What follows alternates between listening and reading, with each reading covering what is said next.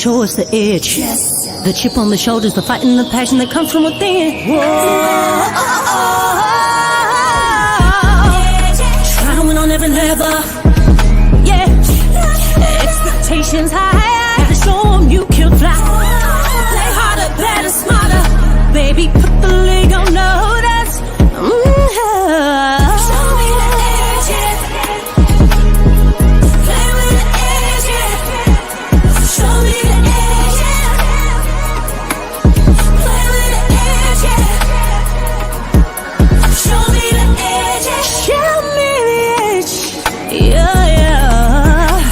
Whoa, done seen the walk of shame enough. Wanna see the walk of winning, time to come up and bring out the alpha. Go every play, every possession. How bad you want it, love, do you want it all? This ain't a blood of love, built for something greater. Attacking all obstacles, coming for the ring, my precious. You got the juice, the will, the heart, the fire. Show 'em the proof, show 'em that it shall be done. Show me the edge, yeah, yeah, yeah. Play with the edge, yeah. Show me the edge, yeah.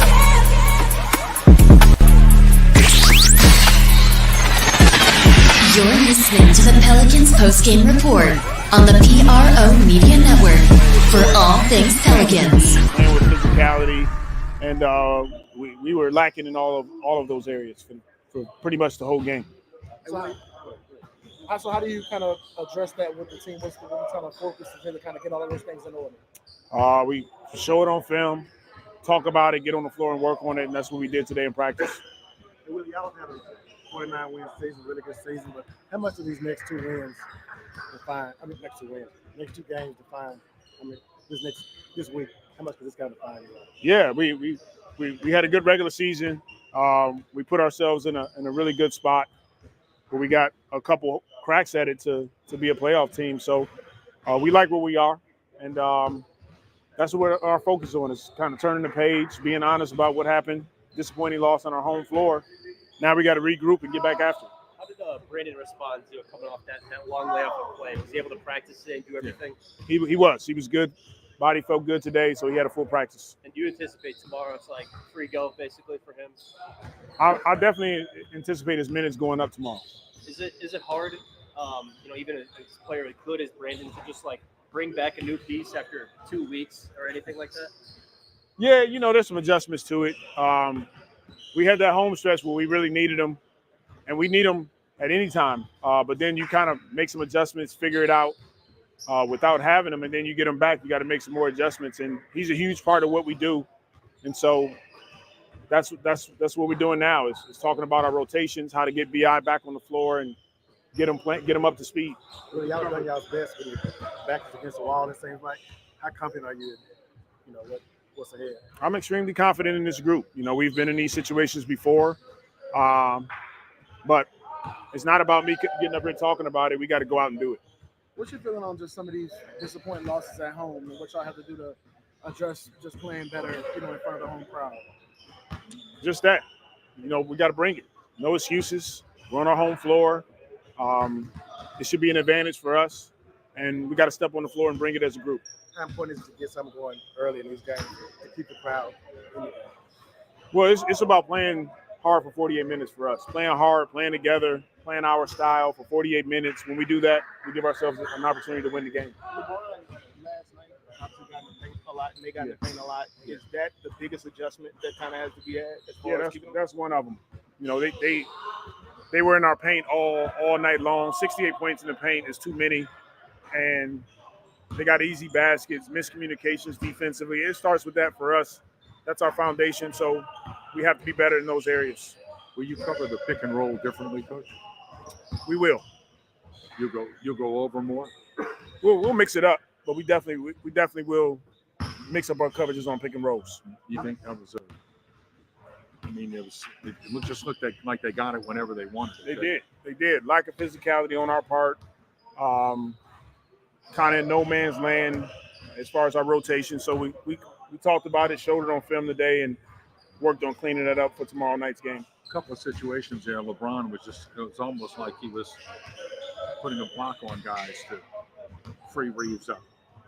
You got to do something about that, right? Excuse me? As far as like the pick and roll, it looked like a couple of times LeBron was just planting on guys. And Yeah, he was. He was. He's doing a great job of setting screens, but that's a situation where it's a red for us, no matter who's on him, and then we can get to LeBron if he decides to post up smaller guys.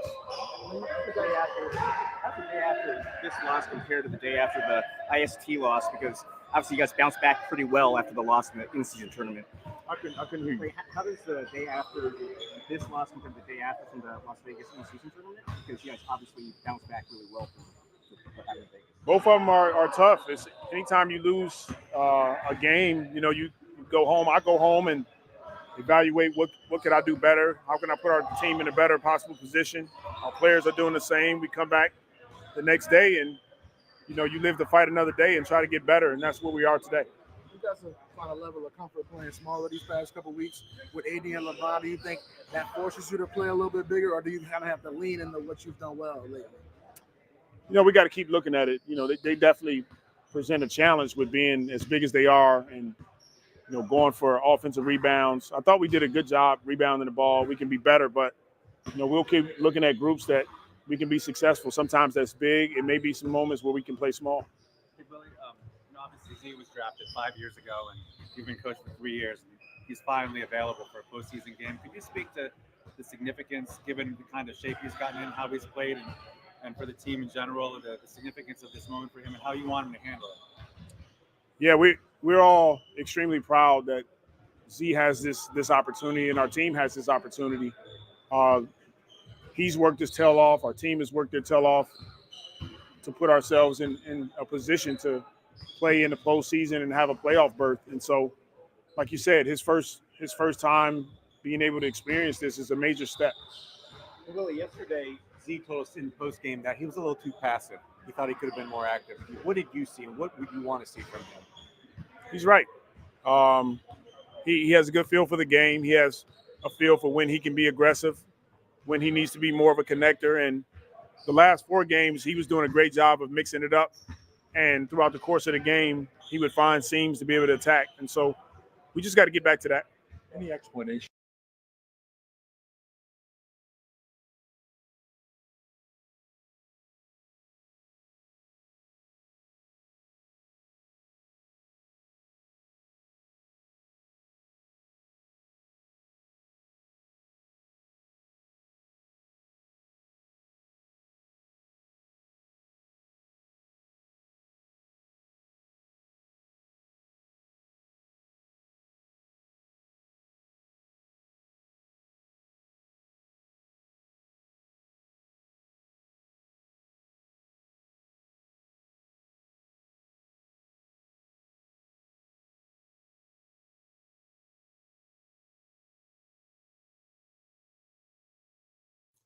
All right, shout out to the fam. Appreciate y'all being in the building. Much love to the fam.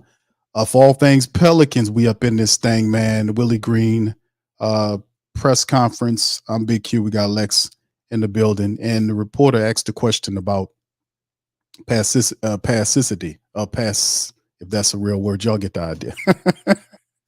About being passive, and about Zion, and he agreed, but he ain't the only damn one. Willie got to get up off this passive stuff at 2 and get a little bit more aggressive in his approach and ratchet up his whatever he got for the playoffs, for the play-in into the playoffs, man. So to secure the seat. So a lot of stuff is going on, man. We're gonna talk about the play-ins. We also gonna cover the article that was released by Christian Clark of NOLA.com. I did a PPR flash report earlier today about the Pelicans basically having a secret extension signing last year and then leaking it today, right before the playoffs. That ain't nothing but the supervillain known as the Octopus. Y'all know what we talking about. But anyway, shout out to y'all for being here. Y'all hit the like button, hit the subscribe button if you're not a subscriber, and feel free to share the show on your social media feed. We'll go over this. And we'll also open up the phone lines because that's what this was designed for, to hear from you guys. I couldn't get you in there, the last show. This show is for you guys. And we won't do a panel type of situation. We'll let people in one at a time so that you can have the stage and kind of talk about what you think will happen with the Pelicans and the play-in, and also your thoughts on everything else revolving around the Pelicans. So you'll have your opportunity. So if you want to get in, this is the show to do it. So big ups to you guys. Appreciate you being in the building as well. Lex, how are you doing tonight? Hope you are doing well after the play-in debacle. I know you was a little bit incensed like the rest of us, but how you doing tonight? Oh, I'm always well. I sleep well at night. I mean, I think just putting things again in perspective about what's transpired. Everything makes sense, when you kind of think about it. So, yeah, I'm good. All right, good. All right, so anyway, man, shout out to y'all, man. I don't know if DC gonna chime in today. I talked to him earlier. He was giving his analysis on some stuff. If he could pop in, he got the link, so I know he's listening. So if he wants to pop in, he'll pop in. I know he usually has the baby around. I mean, he doing this thing. So anyway, with that being said, fam, right now look at the screen. We talked about Zion Williamson, and Zion said the fact that he's playing a little passive the last game around. These are the numbers that the Pelicans, or Zion Williamson in particular, have had against the Lakers. Now, to be honest with you, the Lakers have pretty much owned the Pelicans over the last 6 games. The Lakers have beaten the Pelicans 5 of the last 6, not 5 in a row because there was a breakup. I'm gonna show you that momentarily. But look at these numbers right here. These are Zion's numbers against the Lakers, right? 20.3 points a game, 5.5 on the assists, and he's shooting just under 58%. That's some of the numbers, right, just against the Lakers that Zion is averaging, which is a couple of those are below his regular average, in terms of his scoring. 3 points less, his rebounding, you can see it's a little bit lesser, and in the field goal percentage is just a tad bit higher. But in the end, the last 5 contests, or 6 games rather, and let me show you this statistic right here. As you can see here, that if you go back the last 6 games, the Pelicans have gotten one out of the last 6 contests. One out of the last, and they beat them by 20 points. But look at the rest of the loss, some big stinking losses to the Lakers. So whatever's going on with the Pelicans against the Lakers, just styles make fights type of thing. They're going to have to change that, fix that up some kind of way and get it together, lickety split, because it's about to go down in a major way. So anyway, we'll talk about that today. As the Pelicans, like we showed, this is the graph right here. The Pelicans sitting up at the 7 and 8 spot right there against the Lakers. A win gets them in. A win gets them the 7th seed in the first round against the defending world champion Nuggets. That gets them in. A loss puts them in the fight against the winner of the 9-10 matchup, which is the Kings and the Warriors. Then you have to beat one of them to secure the 8th seed against the Thunder. So all is not lost if you lose tomorrow, just to let you know that. Okay. That's just to throw that out there. So, but we want to take care of business. However that, means we need to take care of it and keep it pushing and keeping it moving. And a little game on this is, as you can see, is that according to Hoop Central, LeBron is listed as probable, which means he'll play, and Anthony Davis is listed as questionable tomorrow against the Pelicans. A lot of crap being thrown about whether or not the Lakers will take this game serious, and perhaps they'll try to lose the game so they can go and have a matchup and all this old nonsense, man. So at the end of the day, you never know what happens. Just win and take care of business, man. So I don't play all of these little back and forth games as well. But anyway, we're going to cover a lot of this. But first and foremost, let's jump into this. This is a story we covered early on. I already gave my take on it. I'm going to let Lex chime in and with her thoughts on this one. This is from Christian Clark of NOLA.com. We're talking about Willie Green got a contract extension last year. He wasn't the only one who was extended. This was put out here today. Green is nearing the end of his 3rd season as the Pelicans coach. According to The Athletic, Green has still multiple years left on his deal. Willie Green was hired in July of 21. League sources say Green has multiple years remaining on an extension that had not been previously reported. And that's coming from The Athletic, Sam Amick, who broke that today. Now, that was a head buster for a lot of people that believed that Willie Green was basically coaching for his job. not so much as Sam Amick is saying from The Athletic, is that an extension was agreed upon late last year in 2023, and they just didn't tell your ass. They just held it back from you, and they don't tell you how many years it was. They just tell you it was an extension. They don't, this type of stuff, which is not something new. And I've talked about this on the broadcast that they did this with Dennis Allen. Like there is some weak ass report that Dennis Allen is on a 3 or 4 year deal with the league average. That's not the truth. I know that none of the numbers that Sportskeeda kicked out could be verified. They're the only one that's reporting that, and there is nothing sticking to that. So I don't believe nothing they're saying. And according to some of the official information that I've researched, all of that is being withdrawn and held either way. So this is par for the course. But this is definitely a David Griffin move, not reporting or holding back information, especially when it comes down to the extension of not only Willie Green, but it's also himself. According to league sources, Green received his contract last year. He was not the only high-ranking Pelicans employee to get an extension either. Executive Vice President of Basketball Operations David Griffin and GM Trajan Langdon also received contract extensions last year. Griffin, Langdon, and Green are aligned contractually, meaning that the expectation is that the Pelicans continue to move forward with much of the same power structure as that has been placed over the last 3 years. The Times-Picayune was not able to confirm when those contracts expire, or for any other matter, how much it is and how many years are on the contracts. Par for the course and straight octopus behavior. So anyway, with that being said, man, we're going to be shout out to y'all, man. I'm going to just peek at the chat. But listen, fam, this is par for the course, and I'm going to give y'all an opportunity to chime in. But Lex, we're going to start it off with you. How do you feel about, because I know you wasn't too happy about this, but kind of talk to me about how you feel about the covert,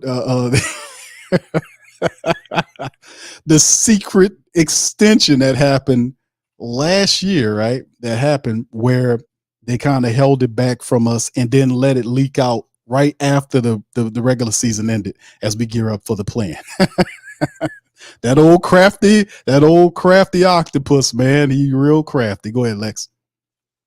I think it's clear that they knew that there was like quite a few of a whole lot of the fan base that wasn't vibing off of Willie Green, as well as Griff. No, it's funny because, they talk about, trust and accountability and all that stuff, but it's like there's a separation between the organization. There's a huge separation between the organization and the fan base, which is really sad, because it's like, why did you sneak? Why did you have to sneak about all this stuff? It really doesn't make sense. Hold on, Big Q. Hold on just a second. All right, Lex attended to some family business of our own, so we're gonna. But yeah, this is. I mean, I'm like I said, fam, I'm gonna give everybody an opportunity to come and chime in on this stuff here. But it doesn't surprise me at all when I seen this article, because I've seen this type of behavior from this organization, because it's the same ownership group where they kind of hide contracts, dealing with, not just so they don't want you to know, is because there's certain scrutiny that's involved from the family base that keep up with certain things like this. And then, of course, has the team made the progress that it needs to make? Now, every year it's won more games, and he's been on a step pyramid, so to speak, in terms of climbing every year. This year, the Pelicans were remarkably a lot more healthier than they've been over the last several years. Thus, that translates to the success, them being there, playing together. But the team is so really talented that, I'm not surprised by 49 wins. Me personally, I thought both Saints need to start winning too, but the Pelicans should have won at least 55 games this year. There were games that they just flat out had the game and just let it go. So like last night with the Lakers matchup, they never was there. They never showed up to play the game at all. I don't know who was out there, but that obviously wasn't them. They just wasn't present. They didn't come to play. So when you talk about this type of stuff going on and moving forward, obviously we want to see how the team then behaves um, when the playoffs kick in. Can they get to the playoffs, and what kind of damage could they get or do when they get into the playoffs? Could we make it a series? Now, I don't know if any of the family members in here believe that if everything plays out the way we would want it to play out, meaning that the Pelicans beat the Lakers tomorrow night, secure the 7th seed, and then when the playoffs do start, how many games do you think the Pelicans realistically will deal with against the Denver Nuggets, the world champions, defending champions? Now, granted, listen, we match up with them well. We do. We've beaten the Nuggets in the regular season. It's a different thing in the postseason. They got all that experience, but realistically, what kind of series is we really do think that they'll give them? They'll take the series from the defending world champions. I'm not going to say that they'll do that. I probably would say that they'll win at least 2 games. If they really own their stuff, they might push the series to 7 games. But I would say 2 games and they're out of there. Is that good? And I'm pretty sure, obviously, they've made the decision to keep Willie and all of the core guys together here moving forward. So in the end, a lot of people believe that Willie was coaching for his job, including us, and they sit up here holding information back from us. But then they leak it right at this time. So very sneaky octopus type behavior, man, as you could tell on the thumbnail there. So it's very upsetting and weird that they would do that, kind of hide it. And why would you need to do that? I just don't get that part of the game. Why would you wait? And family, in 2023, we're in April, mid-April, with the playoffs knocking on the door, and then the news just leaks out. Oh, by the way, Griffin, Willie, and Trajan all have contract extensions. We won't tell you how many years they are or how much money it is, but just know they got contract extensions. So this is just like really weird behavior for the people. But a lot of times it's the questions that we ask. We got to put more pressure on the media personalities to get these answers, man. Because too often, that's why we don't know Dennis Allen's contract. There's not enough pressure on the media for them to start asking the right question. Because some of them be asking some dumbass questions. Let's get it out the bat, man. There's a lot of dumb questions that don't really need to be asked, like repetitive questions that somebody asked because somebody wasn't paying attention. We need to start really putting pressure on to get some of these answers to figure out exactly how long these contracts are, so we know what we're dealing with. This is half-ass, sneaky, rotten, villainous, Marvel villainous octopus type behavior that shouldn't be tolerated. But Lexxah, are you back there? You ready to go? Yeah, I Okay. am. Okay, there you go. There's a huge thunderstorm, so if y'all hear a whole lot of rain and all that stuff, it's crazy where I'm at right now. But yeah, this really doesn't make a whole lot of sense, but I guess it does because they've been consistent in doing that. In that aspect, as far as just hiding things from the fan base. But I think it's safe to say that they got a lot of data where I've heard more people saying that they want Willie gone than keeping him. And we all know about the talk with Griff. Trajan for 3 years straight, he's been trying to get out of New Orleans. For those of you all who didn't know, so I don't know. Maybe they were, since things didn't go well outside, because I know it was with Washington, the Charlotte Hornets, and I want to say somewhere else, but I can't think of the other place. But obviously, if he didn't have anything else going, it's like, well, what are you gonna do? Shoot, well, they're offering an extension, so you sign it. Because you gotta keep it going, keep bringing the money in. So I don't know. I just look at this situation. It's very upsetting. I'm not really pleased about it. I mean, you all know how I feel about Willie. I have zero faith in his coaching. Absolutely zero faith.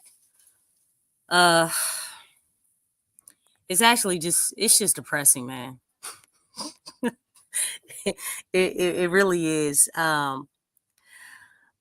with Willie at the helm, this team is only going to get so far. You know, just he's been consistently inconsistent. He's stubborn and bullheaded. He sticks with, whatever he believes in to the death, even if it doesn't work. He changes things like every 10 games, I guess you could say, Big Q. That's right. I mean, this is just I feel like this is basically like a huge halt for the Pelicans organization. Like, because the when they did this, the direction to me, it screams out stagnant. Now, I do want to share something with you guys. Let me bring this up real quick. Hold on just a second. Okay. So, Willie's first year, he won 36 regular season games. In his second year, he won 42 regular season games. And obviously this year, he won 49. He won 49 regular season games. So he did improve in regular season, but the fact of the matter is that what's the ultimate goal here? The ultimate goal is to get to the playoffs. Even with those regular season, wins and everything, yes, you've improved in the regular season, but your position has not changed as far as getting into the playoffs. This has been a playing team every single year. So, yes, there is improvement. They are getting better in the regular season, but the team is still not making the playoffs. And if I'm not mistaken, that's the goal, is to make it into the playoffs, not the play-in. The thing is that this team this year should not have been a play-in team. I mean, I know obviously you're in the play-in, everything that he was saying in his presser, of course, it's easy for you to say that. I mean, you got to say that because it's like, you can't go the other direction, but it's like, as far as postseason, I guess you can say, we haven't improved. There's been no steps taken in that direction. All this stuff has been regular season. And even with regular season, like you said, Big Q, we should have had more wins. We lost so many double-digit leads. There were games that we should have won, close games that we should have won. But the thing is, he made the wrong rotation, or he took out somebody who was hot. You know what I'm saying? Like, and it messed up. He inserted someone in, and you know what I'm saying? Just the lineups. We've talked about that. The times that he takes timeouts, even though against the Warriors and Kings, he actually did well taking timeouts. But it's like, then you have a game like you did against the Lakers. And it's like, okay, what in the world happened? Like, I don't know, man. It's like the improvement is there and then it's gone. But if it's there and then it's gone, then it's never there, because the thing is, you have the bad habits and the flaws of this team. You have it kind of tucked away somewhere. You know what I'm saying? And then you have a few games where things are going well, and then you go and, well, those bad habits are still sitting there because you haven't gotten rid of them. You haven't put them in the trash and thrown them away. They're still sitting up in your house. So it's like we're not really improving and getting away from those bad habits and really addressing those things. It's like we were just like, okay, let's just sweep it under the rug, but they're not gone. They're not being addressed. And I think that's that's the thing that's like, it's like, are we really improving? Because really, I think it's It's about your perception. You know what I'm saying? It's about how you just look at all this stuff. You can look at, hey, Willie Green, regular season wise, he's been doing well. But postseason, it's like, dog, you ain't really doing too high. So it plays on your perception, however you want to look at it. You can look at it as a success or not, but to me, it's like a circus. It's like swimming in mud, because that game on yesterday was a mirror image. It was a mirror image of of the in-season tournament. So I mean, this isn't pleasing to me at all. I'm not excited about it. It's I thought things with Pelicans basketball couldn't get lower. I mean, I just like, and then the way that they did this last season, because I know, we were on here, Big Q, not too long ago, Don J. Black, and we were talking about how, his extension ends, or his contract ends, during the summer. So, that's out the window. You know what I'm saying? So, I mean, this dude is here. I mean, they really believe in Willie, man. They really believe in him. I just don't feel like his improvement, his margin of improvement, it's been stagnant to me. You see improvement and then you don't. And when you have improvement and then all of a sudden you revert back to, things that, bad habits, it's like, okay, then you never improved, because you never got rid of those things. They're still there. You just put them to the side and you just grab them when you're ready for them. It's, I don't know, man. The goal is to go up. And I just don't feel like this is ascending. I really don't. This is the thing. You make great points about. You look at his success here, 3 years in so far: 36 wins, 42 wins, 49 wins. Willie advocates would say, "Hey, what you want?" We went from a 36 win team 3 years ago to a 49 win team this year. Now, what's interesting about it is, like we talked about, you mentioned Willie's stubbornness and bullheadedness. A lot of the stuff that we talked about, issues with Willie's coaching ability, showed in the matchup against the Lakers. It really did.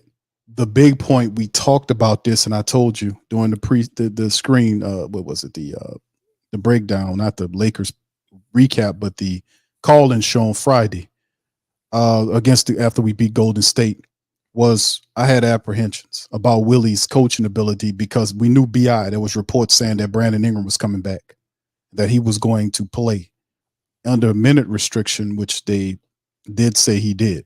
What's interesting is that they incorporated Willie Green. Willie Green incorporated BI back into the fold, but it wasn't what it was. Like, everything stopped being what it was and it became something else. It became what it was before, the struggle offense. And the Zion offense disappeared. And that's which they were driving on. So that was real eye-opening for me, was, okay, he can't screw this up. We know that Zion is the hot hand. He's the centerpiece of the team, not Brandon Ingram. No disrespect to Brandon Ingram, but this is Zion Williamson's team. He's the center. It's just being real. Right. So I would have to pull off of Zion, but that's not what happened in the Lakers game. Is he going to figure that out? And what brand of basketball will we see that Willie brings against the Lakers tomorrow after such a short time frame? Now, that's my biggest thing, and let's bring up, you go ahead and answer that, Lex. We're going to bring DC up, and DC fam, shout out to my dog DC. I know you've been away. DC, you there? Yeah, I was trying to get my avatar up there, but I couldn't. But basically, it was just a picture of a Pelicans credit card that said "Give them credit." So, No. uh, Stop it. what's happening Stop with it. everybody, It's man? first, Oh my first, it's goodness. What's first going on? What's up, to DC? take shots at Lex with the credit situation. No, I ain't taking no shots at Lex. I didn't take it like that. Hey, man, I was just I was sitting back, happy to see you, man. Welcome back. You know what I'm saying? That's See, where Lex, I'm at. Lex, he said, Right. You see, I'm trying to cause dissension. Already, Big Q messy, y'all. you just got on here and causing I problems. just got here. Oh, hey, Look, I didn't see no problem. I now was listen just to this, Lex. He sent me a picture of a shirt. Yeah, Remember? I was trying to make that my profile pic. Go ahead and put it up, Q. oh my gosh. I'm gonna send it to you, Lex. It's a picture of a shirt, it's a Pelican credit card. I've And seen it. I've you seen seen it. it? So she said, Mhm. Hey, you know how social media is. "Give them credit." You know what they need to do? I think You I'm know gonna do what? this. Hey, Make Willie hey, the special man. he giving Let him everybody have else credit, and make you know Willie what the I'm special saying? man. And we taking The Bank of Pel America. Hey, Lex, go ahead. You go ahead and chime in. We got some people on the call and show DC What's on. up, everybody in the chat, man? I see all the love, man. What's happening? What's happening? DC is back in the look, building. yeah, he's definitely back from his premiere. Yeah, that's what he spent all the You know money what I'm up. saying? Made all that money, you know what I'm saying? Took vacations. Right, I asked him for some money. He said, "Man, you put the application in." I was like, "What? It said Big Q, brother Jasper, talking about your diet, man. what? Everybody know Big Q love jerk chicken. Nah, he said that about you. Been on that I jerk don't chicken. eat jerk chicken. That's Big Q. Uh-oh. Nah, I I eat just that sugar ass curry that he make. see. There you go. Start shit.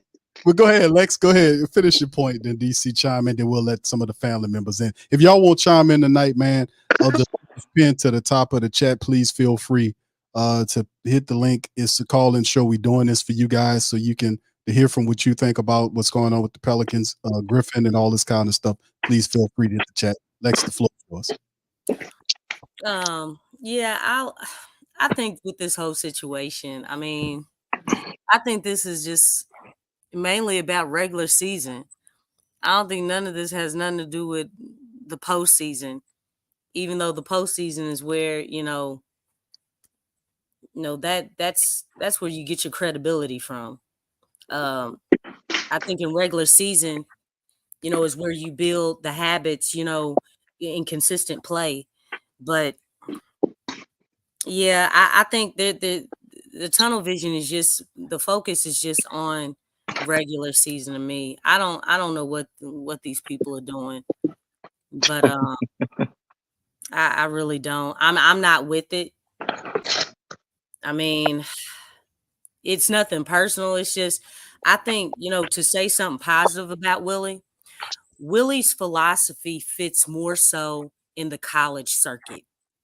He has a system, and a lot of times coaches in college, they'll play those systems, because it's more structured.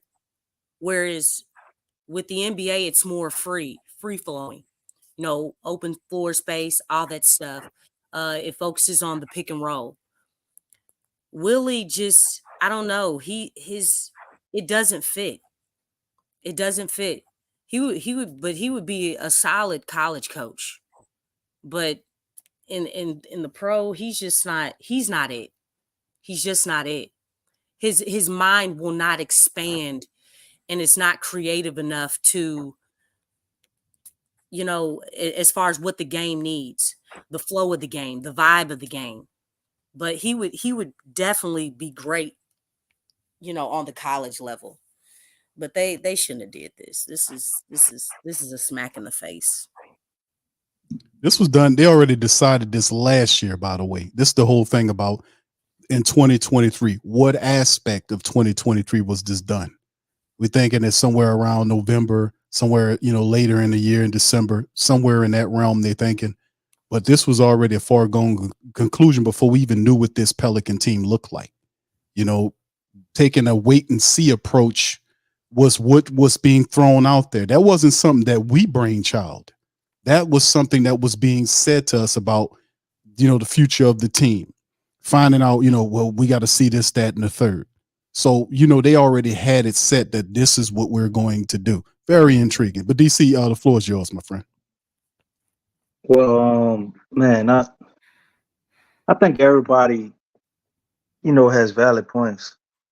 It's very confusing to see some of the things that go on with the Pelicans when you see that you could easily win some of these games with very just good attention to detail, man, and not repeating past mistakes. And a lot of times falls on coaches. On the team is talented, although we do have holes, missing an additional point guard and a shot blocker, which I was extremely pissed off about that this year. I didn't expect them to adequately, I guess, fix both of those positions, but I thought we would at least solve one. And we didn't. We get rattled at times. There's nobody to calm us down. We've seen Jose be able to do it in some spurts here or there, but along with that, you see just these. I've never seen a team so good defensively that just has these breakdowns, man. It just almost like crumbles, and it's like they forget to play defense. But all that being said, I did expect Willie Green to get an extension. When Willie came here, we won, 30-something games or barely 30 games, right? His first year here, we went 36 games, 35? No, it's 36. 36?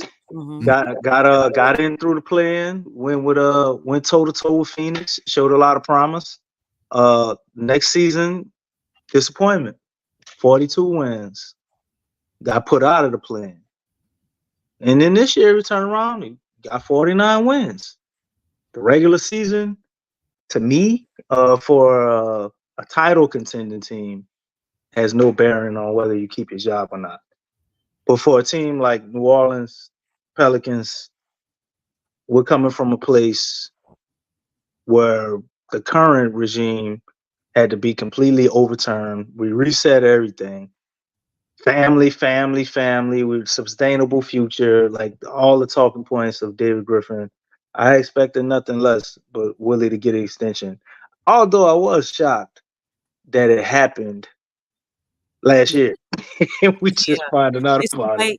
It's the way that it was done. Most definitely. Because we were thinking he was gonna, prove himself this year, and then they were gonna revisit it. But the way that they did it that's just crazy. That's what I was getting to, like my next point, and going into what's going on right now. We're all wondering, okay, is Willie on the hot seat? If we get put out in the first round or we get kicked out of play-in, will they move on to a new coach? Well, I think them leaking all of that right now basically sends the signal to everybody to shut the hell up about that, because he ain't going nowhere. And I think this is also an attempt by the organization to take some pressure off of Willie, at least in the public eye of media or whatever, and everybody bashing him.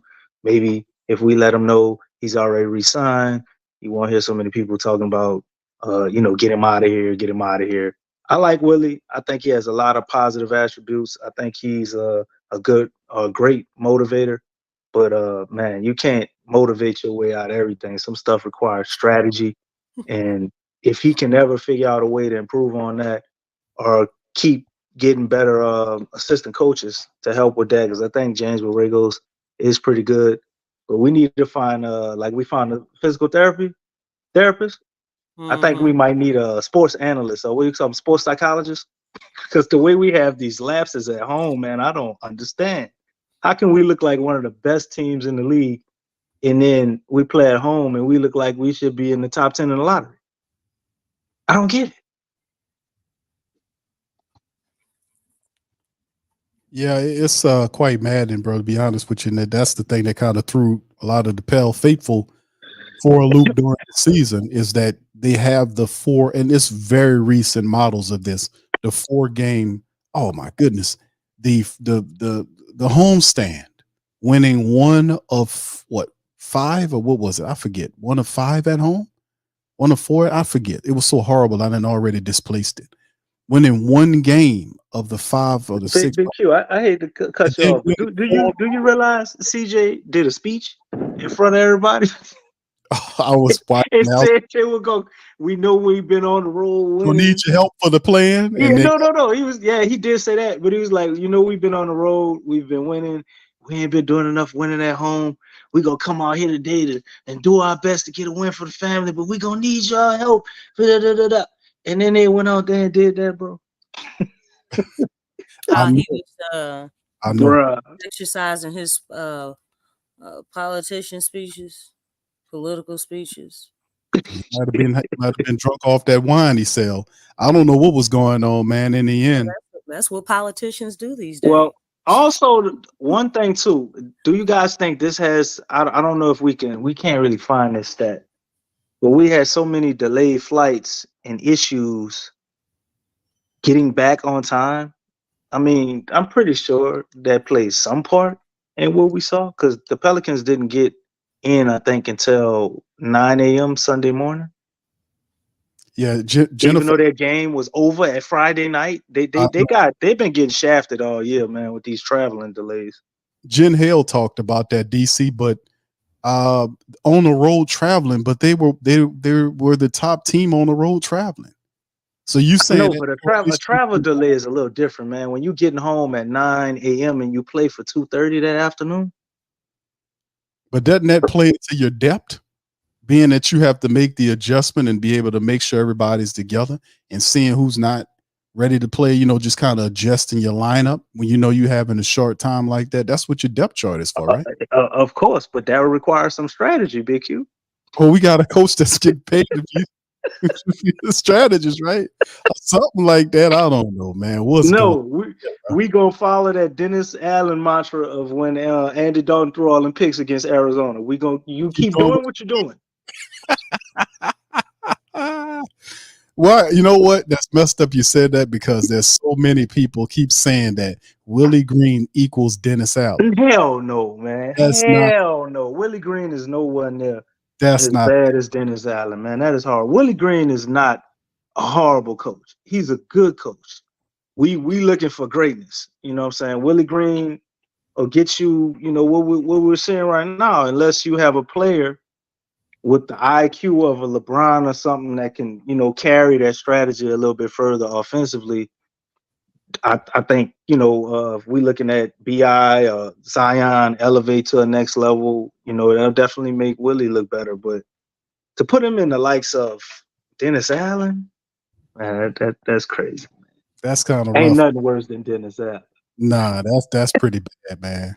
Think about all the Saints coaches, Big Q. I know we on the Pels, but I'm thinking back on all the Saints coaches, man. I know. I pretty much take any one of them other than him, bro. Any one of them, and that is bad. Even Mike Dick. I take Mike Dick over him, but look, you can't do that wedding dress with Ricky Williams stuff. Leave that alone. I don't think nobody would play with him with that crap. He actually put on the roster wig, DC, to take that picture. Remember that? Damn, I missed it. I still take Mike Dicker. Well, there you go. I ain't see you trying to set me up there. I forgot about that. No, you did that. How I set you up? You the one came up with the comparison. I just asked you about such and such. It's all good, DC. I get you. Was gonna get to it if I didn't say it first. Nah. What? All right. So anyway, you was gonna eventually mosey on down. You never pass up an opportunity for a good Rastafarian joke. That's not true, man. I got love for people. Cut it out. All right. So anyway, shout out to the fam, man. Y'all hit the like button, hit the subscribe button, man. We're gonna start bringing some of the family members in, man.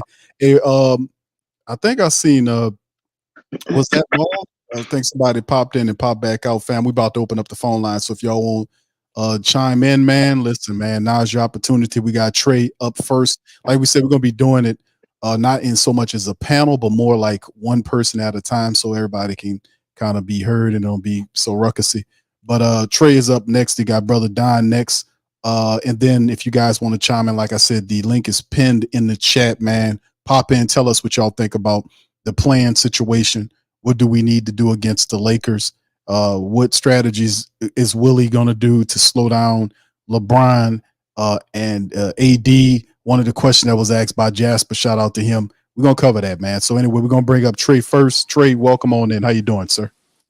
What's up, QDC Lex? What's I'm up? doing pretty good, man. It's a beautiful day out here where I live. It was beautiful today. Shout But out, brother. I'm gonna be quick with it, man. I was really disappointed in that Lakers game. Very, very disappointed with the team. Like energy, like got completely outplayed as I knew he would. Like when LeBron plays Zion, like or any of the people who are supposed to be next up as the face of the league, he turns about the clock a little bit and goes try hard LeBron.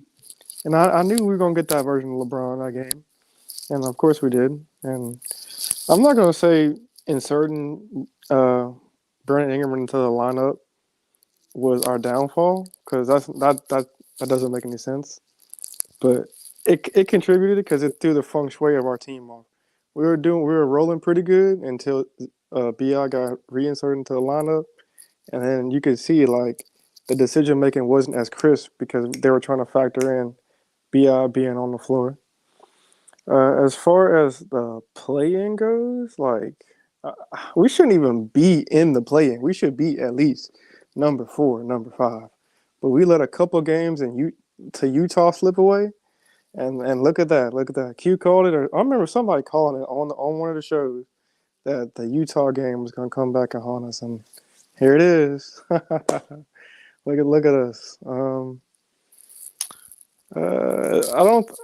We can win, but as far as getting past Denver, I don't see us getting past Denver. They have the championship mentality that we just don't have yet. Hopefully one day we'll get there, but we just don't got that yet. Zion is showing that he has a dog in him to be the clutch player to get us that championship mentality. But as a team, we just ain't got that yet, and that's okay. We're still kind of young. But I think I covered all the bases. Is that it? I want to say. Oh yeah, dude, Lexxah, you gotta chill out on Willie, man. You be destroying this man every stream. Give him some credit, Really? man. I, have Yes, you you been destroy listening to this the man streams? Because I've been Say recognizing them. Lex. Say Lex. every stream. It feels like every stream you be just going at Willie. Sometimes I don't even talk about him, but I've recognized him when he's done something positive. But the thing is, he's inconsistent, though. That's true. Like that's just like the team. Like if we have flaws, I'm not gonna, just play like everything's all good and everything. But yeah, like just his adjustments and things, they like he's just not consistent, man. He's making the same mistakes. And when you're making the same mistakes, it's like, dude, you're not learning from your mistakes. You have 82 games to learn from something. And the thing is that obviously, we know that he loves small ball. Yeah, Not every situation causes for a small ball. yeah, You that know what I'm was saying? also that is 100% true. Because like not having Valanciunas out there is driving me crazy. Yeah, Like, why are we I don't not hate giving that a try? or Like, anything why like not that. try? I just, hey man, I see things like, and No, that's good. I I'm like saying it. I like, like your hey, perspective because dude, you're gonna keep it real. yeah, I don't go in on them all the time though. I just, I'm a Willie there's fan. I'm told gonna keep it real with you. the Like, I'm a post, Willie fan, so I'm a little bit biased. But oh, I you want do? to, You like yeah, Willie? yeah. I want to see him. I And I want to just see gave him be him, successful. hey, I just showed him love. I said he would be a good college coach. You didn't hear me say that? Damn. You didn't? What? That ain't positive. Shoot, It's like I a broke You my know backhanded what? down. That is compliment. extremely positive coming from Willie. I It will is. say that. Look, D1, a Oh D1 man. college coach, because he's systematic. He sticks with the system. In the NBA, man, it's more freedom. It's more free flowing. You know what I'm saying? It's not so much structure. You know what I'm saying? And that's the difference between college ball and NBA. So hey, what he's doing, it actually, when you put it in the right setting, it's like, wow, yeah, it makes sense. But in this setting on the pro level, it's like, dude, you have to break routine. You have to get creative. You have to, there's something, the pick and rolls are not consistent.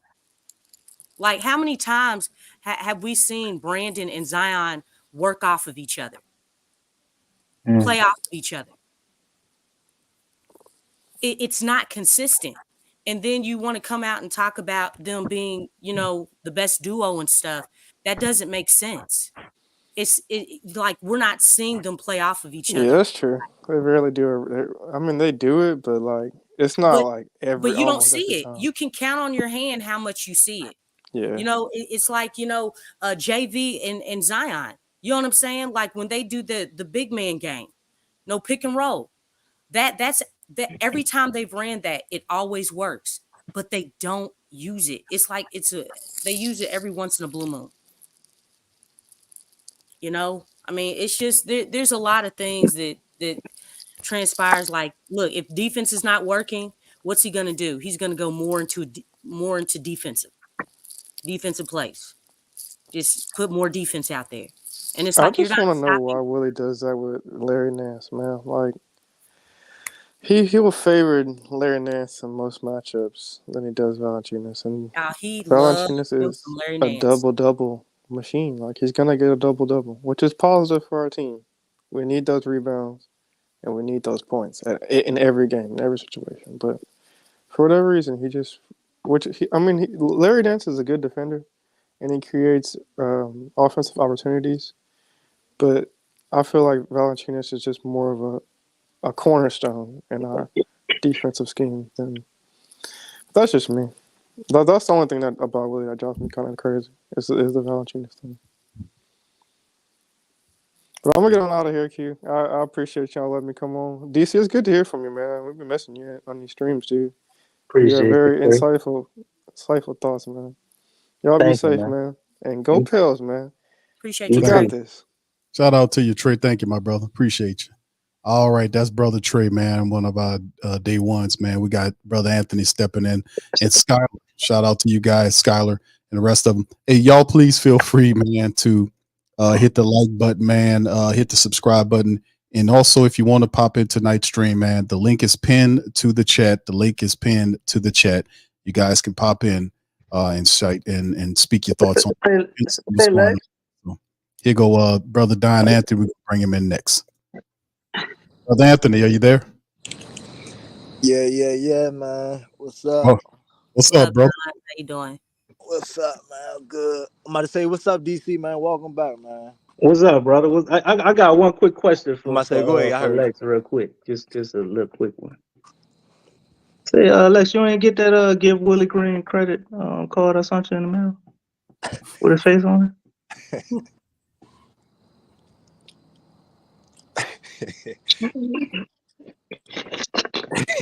I'm gonna take your loud, awkward silence as you did get it. Go ahead, carry on, bro. You a hot mess, man. I miss messing with you about Willie, man. It was a great point. I know you are. I know you are. That's why I'm sitting here chilling. I'm just looking. But look, I'm looking at your avatar with no I ain't picture. got one. You know what I'm saying? Hey, Lex, we always getting on I'm a you about ghost. Willie. Yeah, I know. But Then that's boy, why I'm you sitting be here. right. You be right though, Lex. You be right on a lot of your points about Willie. I want to make it clear why. You know what I'm saying? I like to break it down so people ain't thinking, oh, she just don't like him. No, it's not. Nah. I'm explaining why I have a problem with him. Okay, I've done it every single time. Like it is, and it's been a problem. You know what I'm saying? But you got to give him a little more credit to the college coach. I said he would make a good D1 college coach. That's what I'm saying. You got to give some NBA credit.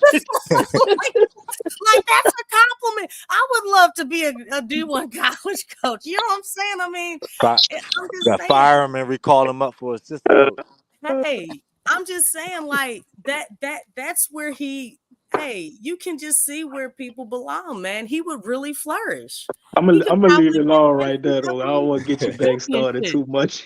But go ahead on, brother. Nice to have you in, man. Go ahead and proceed with where you want the talking points to go. We'll get off of Willie for a second. Let's go, Don. Yeah, you hey, it might not get off of Willie with me on here. Look, let's talk about it then, Don. Let's go. Hey, man. Man. man, Lex, no, I lost my voice yesterday, man, or the other day.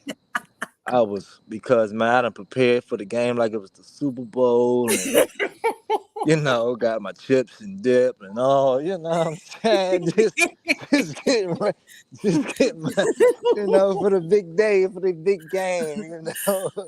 Expecting to see some competition, man, and a great fight. But Man, man, did they piss me off, man? It's like man, and then I'm thinking, all right, let's let this season play out so that way we can see the future for who's going to be the coach of this team. And did that come to a fucking end? I mean, golly. I mean, I said, that's ridiculous, man.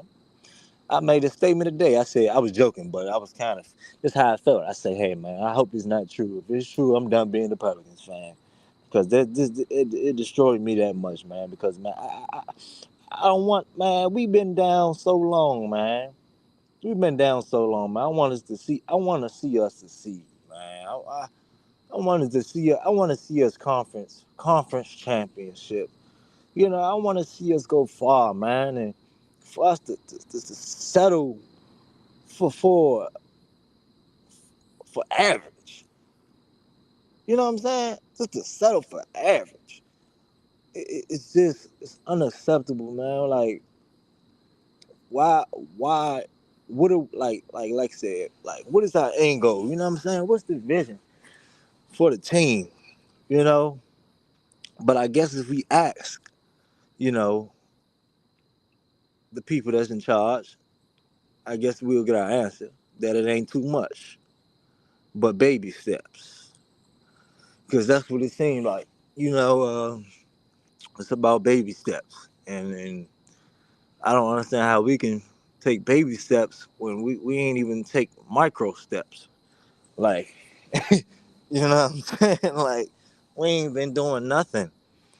Like, last big season we had, what was it, with Boogie Cousins and them, when we made the big trade for Boogie, am I right? That's the last big season, right?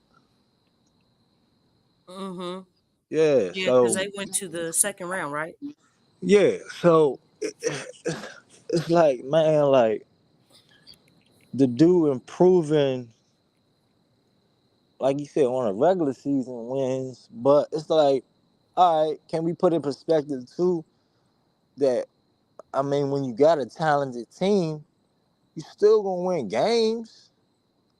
Like, you can't name me no team, bro, that got no juggernauts like we got too, like that's going to just flat out lose. You see the Bucks won games, but they horribly coached. They horribly coached by Doc Rivers. You see what I'm saying? But they won games, so they talented. They not just gonna lose games. So it's like we ain't putting all that in perspective. We just like, we the Pelicans, we're gonna be mediocre, and we just gonna justify how this shit look on paper, and this is what we're gonna go with. And not keeping in consideration, okay, boom, we're trying to win the chip, man. We trying to, man. Let's get New Orleans rocking, man. Let's get the fan base rocking, man. Is this coach really going to get us there? It's not that. It's just, man, how's it looking on paper? Oh, Willie's making improvements according to the stats. Well, shit, we know stats is misconstrued. Can get misconstrued. We know how stats can be. Stats ain't always the facts. You dig what I'm saying? Like we see, man. We see that, man. Man, I get tired of complaining about a fucking coach, man. I want to get on here and we talk about what the players can do better. And fuck that. I want the coach to be doing his job. And let's talk about what the players can do better. More than us coming on here talking about what the coach can do. God damn. Like, come on, man. Like we can look, you can look at the child, but then who's the parent? yeah, Like, like, come on, bro. Like, bro, I'm tired of that, bro. And for us to get this man an extension, it's just like, fuck the fan base. Man, we just gonna be this this mediocre franchise in the middle of the pack, and we're gonna take baby steps, and we're gonna take a long time getting to wherever we're gonna get. You know, hopefully we can do it now by us taking this guy for this discount. That's probably what it was, too. You know what I'm saying? Really, on a cheap contract. Nah, that wasn't what it was, brother. Well, I don't know. I'm just bringing up what the I thing asked you is. a question that kind of answered what it was. You Um, about, how go many ahead. coaches do you think the Pelicans organization can switch with Zion and Bi before they eventually want to leave?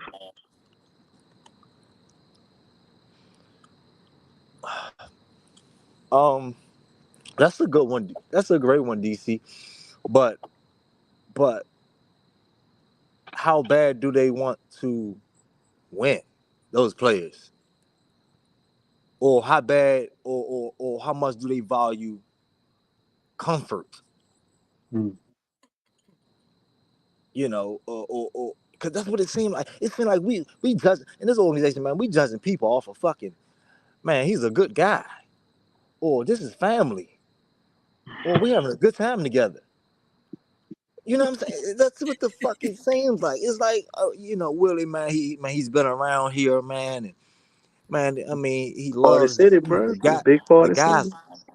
the guys love him. And okay, bro, well, let's fire him and re-sign him as an assistant coach so he can be right on the bench talking to him.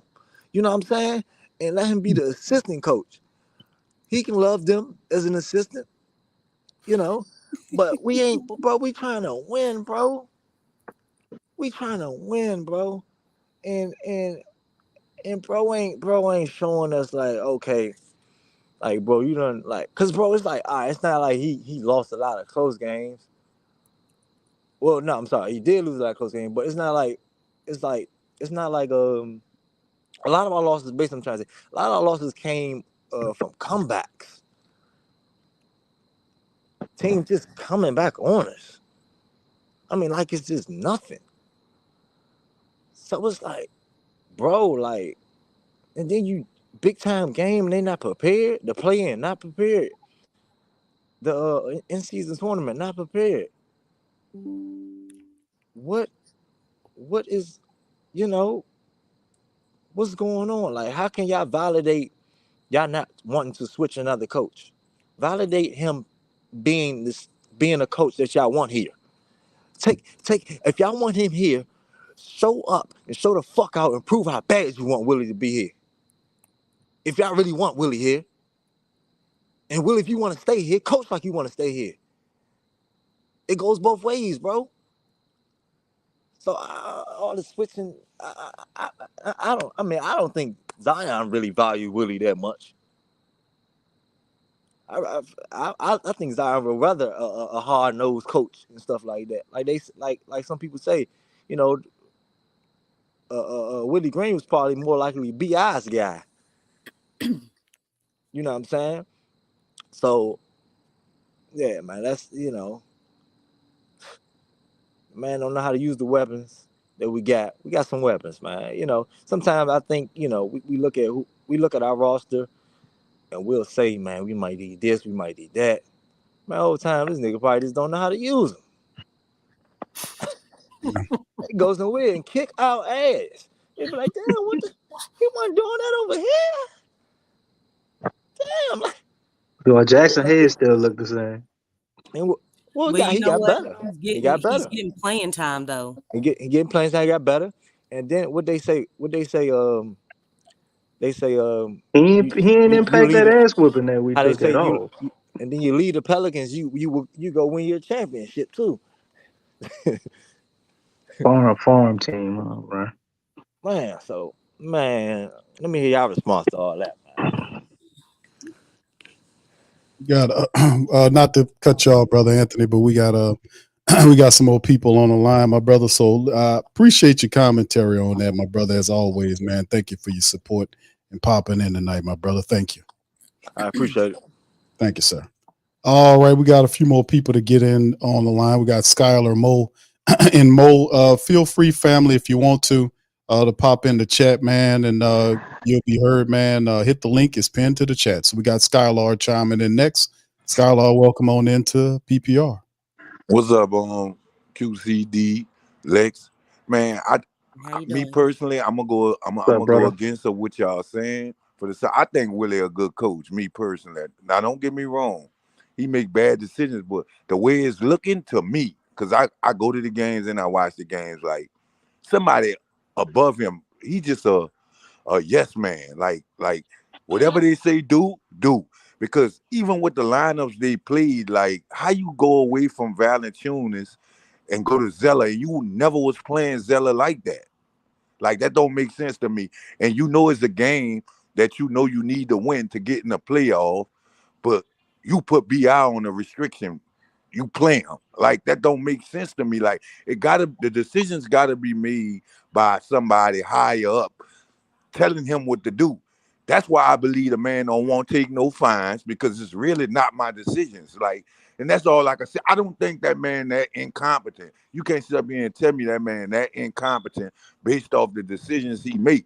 He already know he's gonna get the blame for however the game turned out. He's gonna get the blame. But all those decisions, I don't think he's making those decisions. And me personally, the reason why I think they're not playing Valanciunas because they're trying to lowball him. You know, the Saints good for that, like trying to lowball him. So when they do offer him, it's a money thing.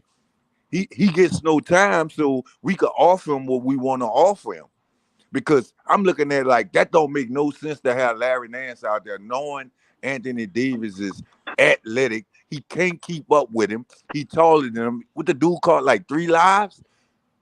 And then the make that situation worse, you lay up there, you throw Zeller in there where he gets no minutes, like during the season. Like you can't tell me Willie that incompetent. Y'all can't tell me that dude that it's somebody. I think it's David Griffin making those decisions based off of what he want. It's bigger than that. Like it's bigger than that team. It's bigger than that team. You can't tell me that incompetent, bro. I watched these people. That lineups, some of them lineups they was playing against the Lakers, they never played that this season out of all the games. If you're gonna lose with your best. But it do look like the coaching when you look at it. It do. All right, so we got brother Skylar's pro Willie, man. He's taking the stance that Willie is basically he's a good human being that has a couple of strings attached to him. Is that accurate, brother Skylar? No, what I'm telling you is Willie there for the check. That's what I'm telling you. Like he don't get to make no decisions, and that's why. You know what? That's why he don't want. That's why he don't want to take no. Well, that means a lot. That changes his Willie Green. Damn, he took away your college credit, Lex, with that one. No. I think he's a good coach, but I'm saying Willie ain't got no integrity. No, it's like all us. This is what I'm saying. I think you are supporting what we. No, it's like all us that we work a normal job. That's all I'm saying, Q. Like at a point, if the job, the people who's above you are making bad decisions, and you know they making bad decisions, hey, long as my check right, I don't care.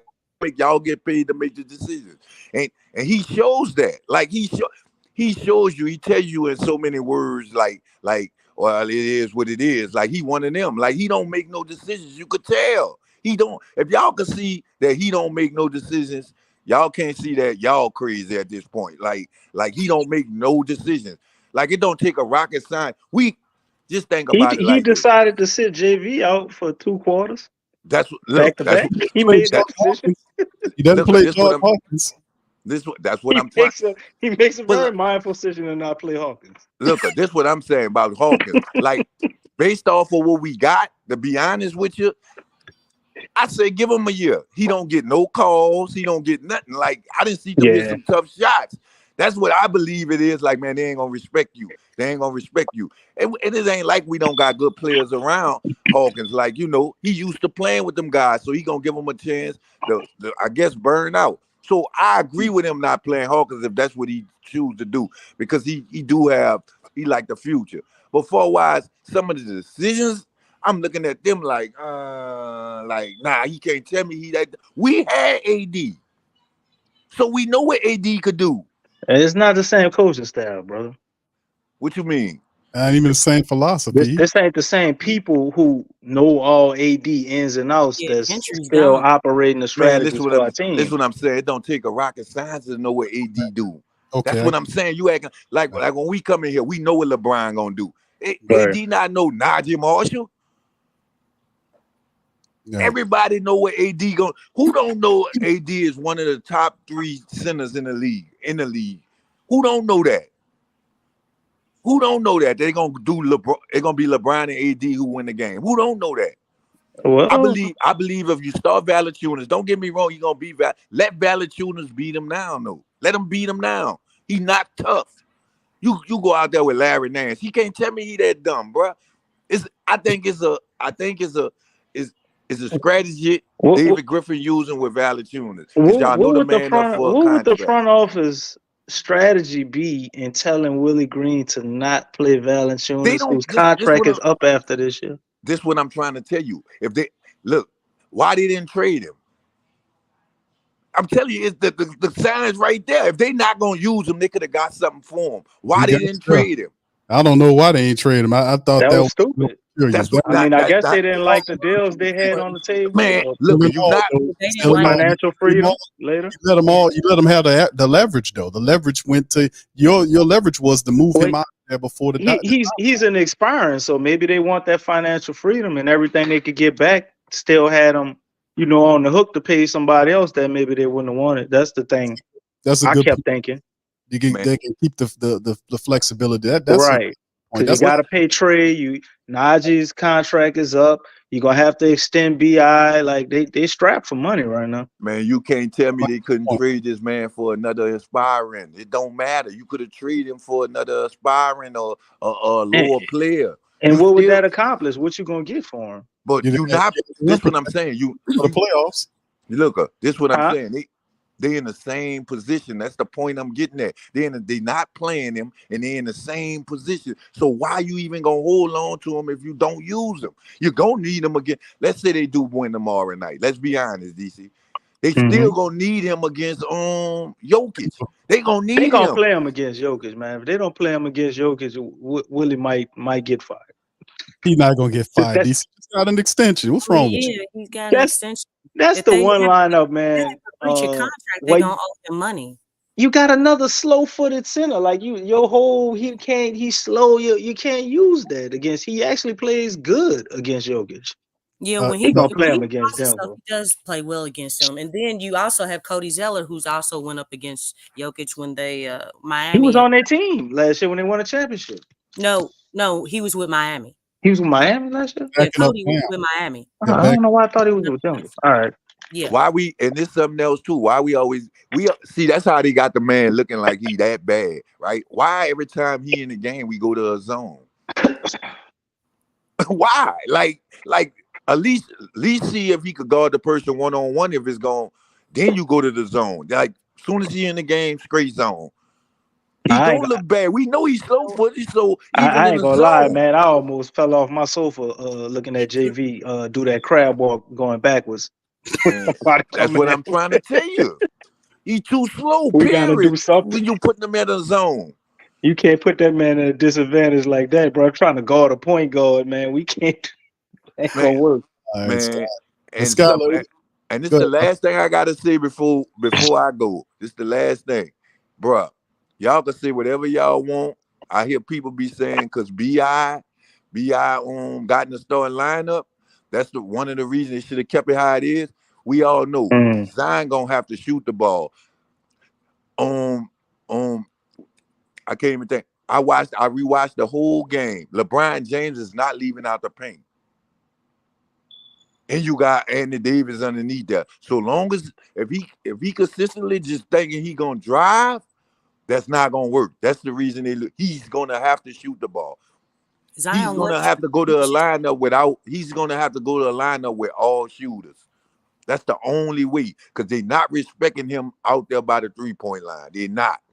If you think I'm lying, go watch the game again. You'll see LeBron stayed in the paint with Anthony Davis the whole game.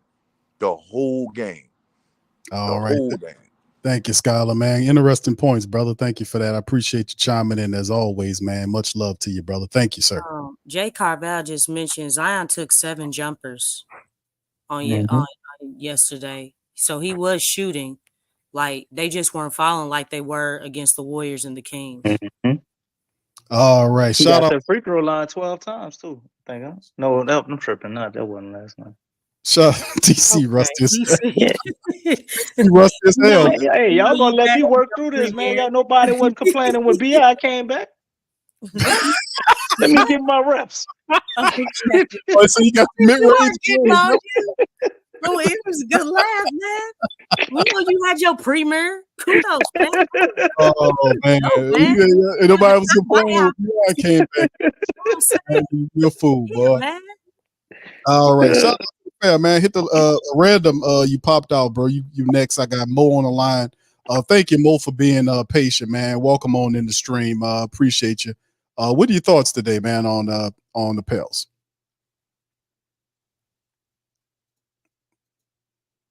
All right. I don't know what Mo got going on. Mo. He couldn't stand to say another bad word about Willie, bro. Yeah, weird shit, man. All right. So anyway, fam, y'all feel free to chime in the chat, man. Hit the link to it's pinned in the top of the chat, man, in this thing, man. But hey, man, Skylar had some interesting points, man. What y'all think about that?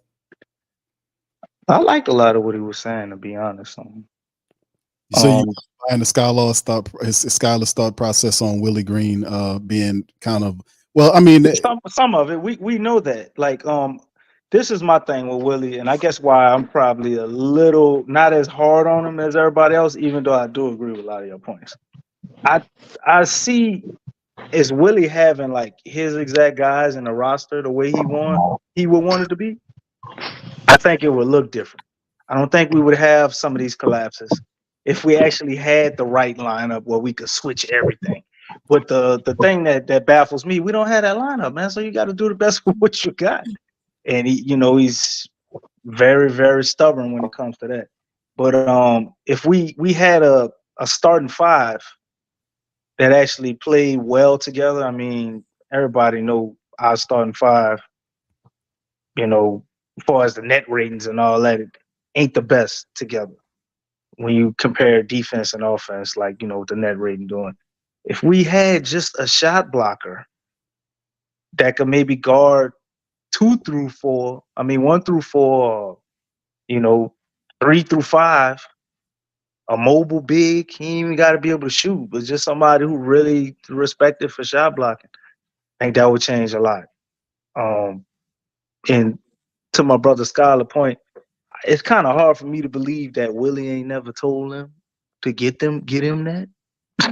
Mm-hmm. And I think they're refusing for whatever reason, probably money. So he's got an adamant point with some of that. But do I think Willie is just a complete puppet with all these strings and all the stuff we don't like about him is just from the front? No.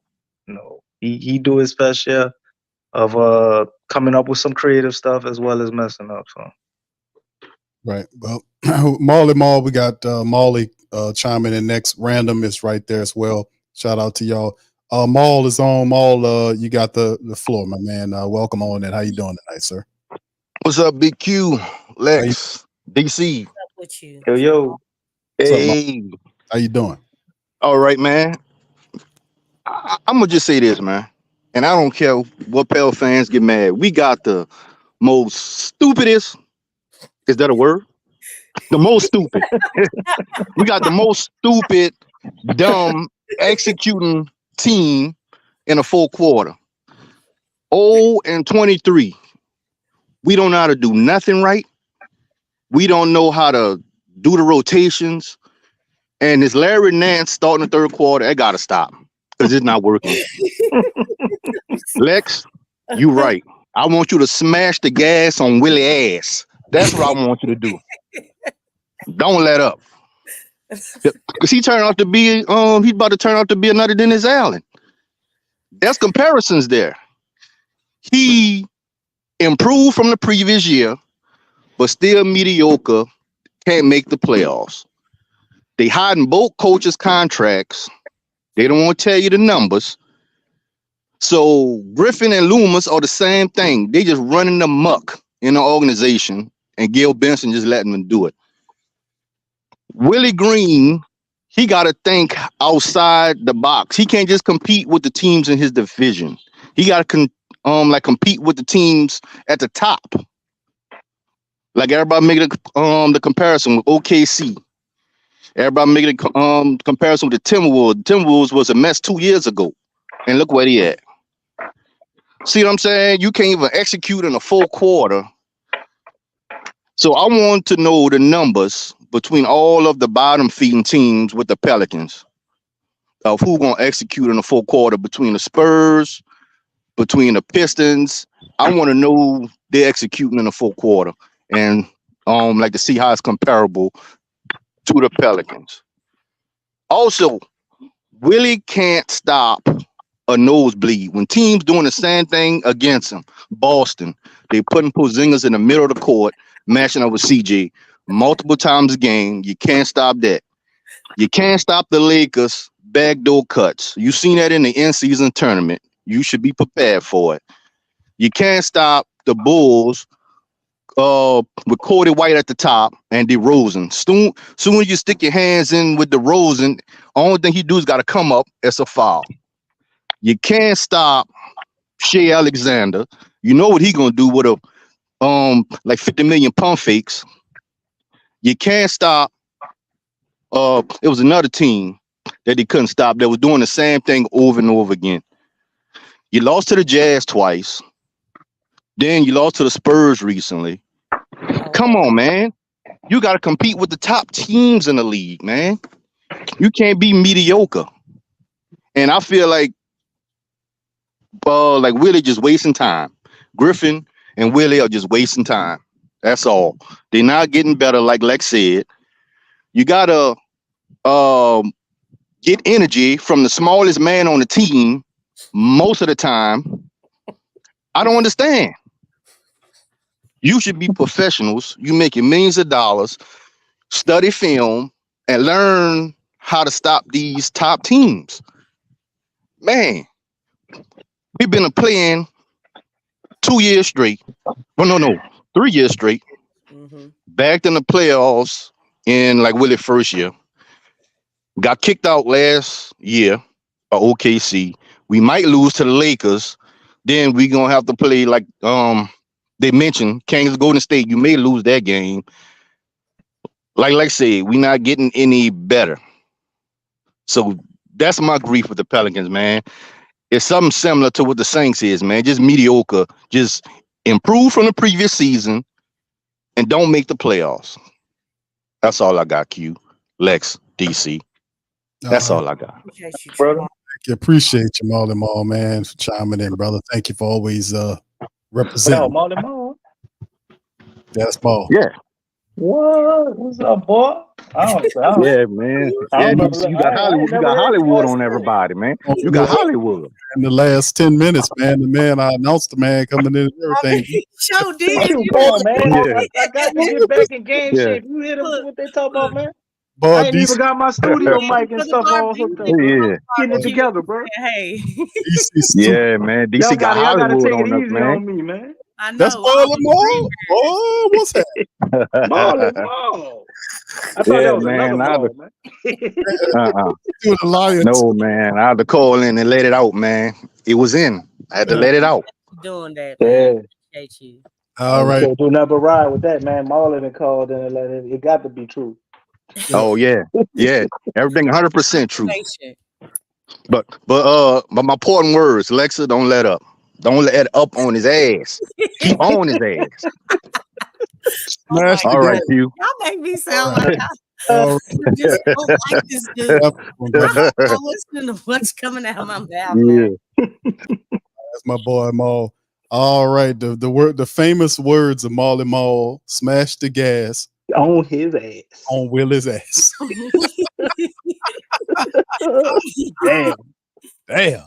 All right, so we got Random Thoughts, man. Shout out to Random Thoughts, man, for being patient, man, in the chat. And if any family members want to chime in, like Marley and the rest of the fam, please feel free to hit the link. It's pinned to the Oh chat. my God. Am I We on? understand. Random Thoughts, you're here. I'm here. This is PK. Okay, PK, what's happening? up, PK? Oh, What's going on I'm with so you? nervous to talk to you guys, to Lex and Q and everybody. I freaking love you guys. I'm so nervous. I'm Don't so be scared bad. to talk to you guys.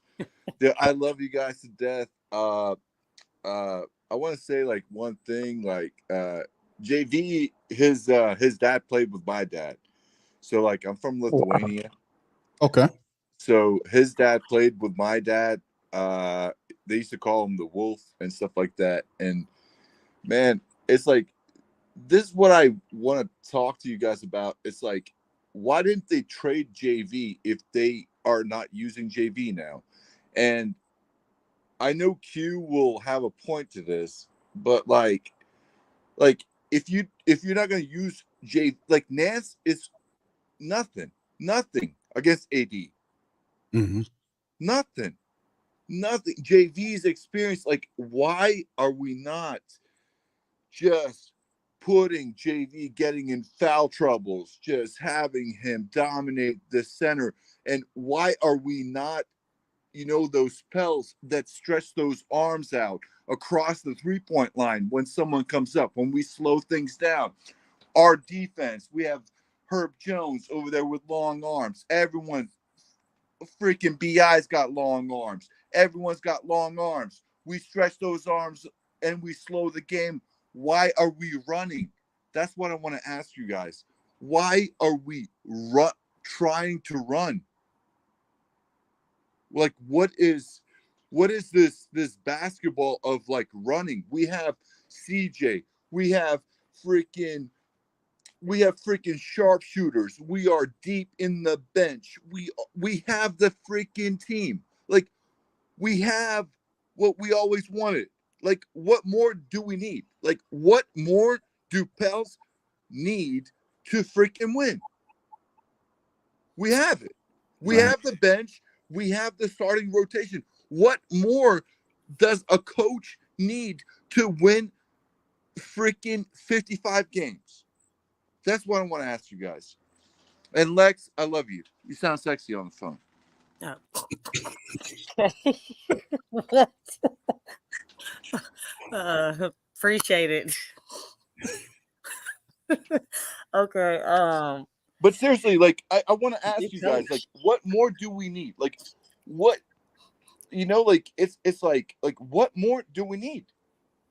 As Pels fans, we've been through so much stuff, so much shit.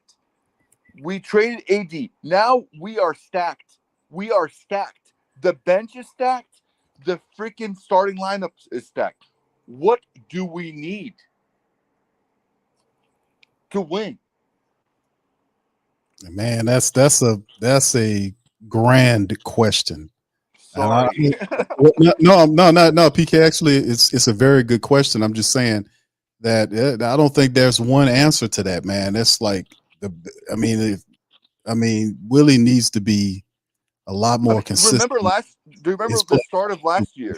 Do you remember the start of last year? How Yeah. bad we were? And Yeah. we stuck with our team. We stuck with our team. We stuck with the chat. We stuck with our fans. Whether it's VB or Lex or anyone, like, we stuck with the team when we went like on those crazy spurts. What is happening now? What is this? Y'all want to take a stab? I want to say I'm gonna attack the angle of just Willie Green just being more consistent in his approach, man. But what about the fans? Like Lex said something very smart earlier, and Lex said everyone is always talking about, even in interviews, Willie, when he's having a good day, he will give us 8-minute interview. When he's having a shit day, he'll give us like 3-minute interview. Like, what about the fans? What about us? Like, us that stuck with his team. This is like this is crazy. Like they just said that they just went under the radar to reassign Willie. Like, what about the fans? Like, why won't they do more for the freaking fans? That's why I don't understand. Lex, you want to tackle that one? Sorry. Well, the way that corporate works is that, you know, Like, we didn't play JV against AD. Lex, tackle that it one. is AD, JV, Lex, tackle. Why did JV did not play against AD? Willie is in love with Larry Nance Jr. and he loves small ball. That's one of his strategies. He's been doing that all season. Even if it doesn't work, he still goes to that strategy. And we've seen it time and time again. Like it almost reminds me of that saying, if it's not broke, don't fix it. If it is broke, fix it. But he hasn't caught on to that part. So the thing is, he continues to go to it. He believes wholeheartedly into it. He likes to get up and down the floor. Obviously, JV, we understand that JV does not fit Willie's system. He doesn't. But the thing is, JV is there. So he has to play him. But, again, I mean, he chose to go with Cody Zeller. He put Cody Zeller in the game before putting JV back in. JV missed basically the whole second, third, and he played the second half of the fourth when there was absolutely no hope.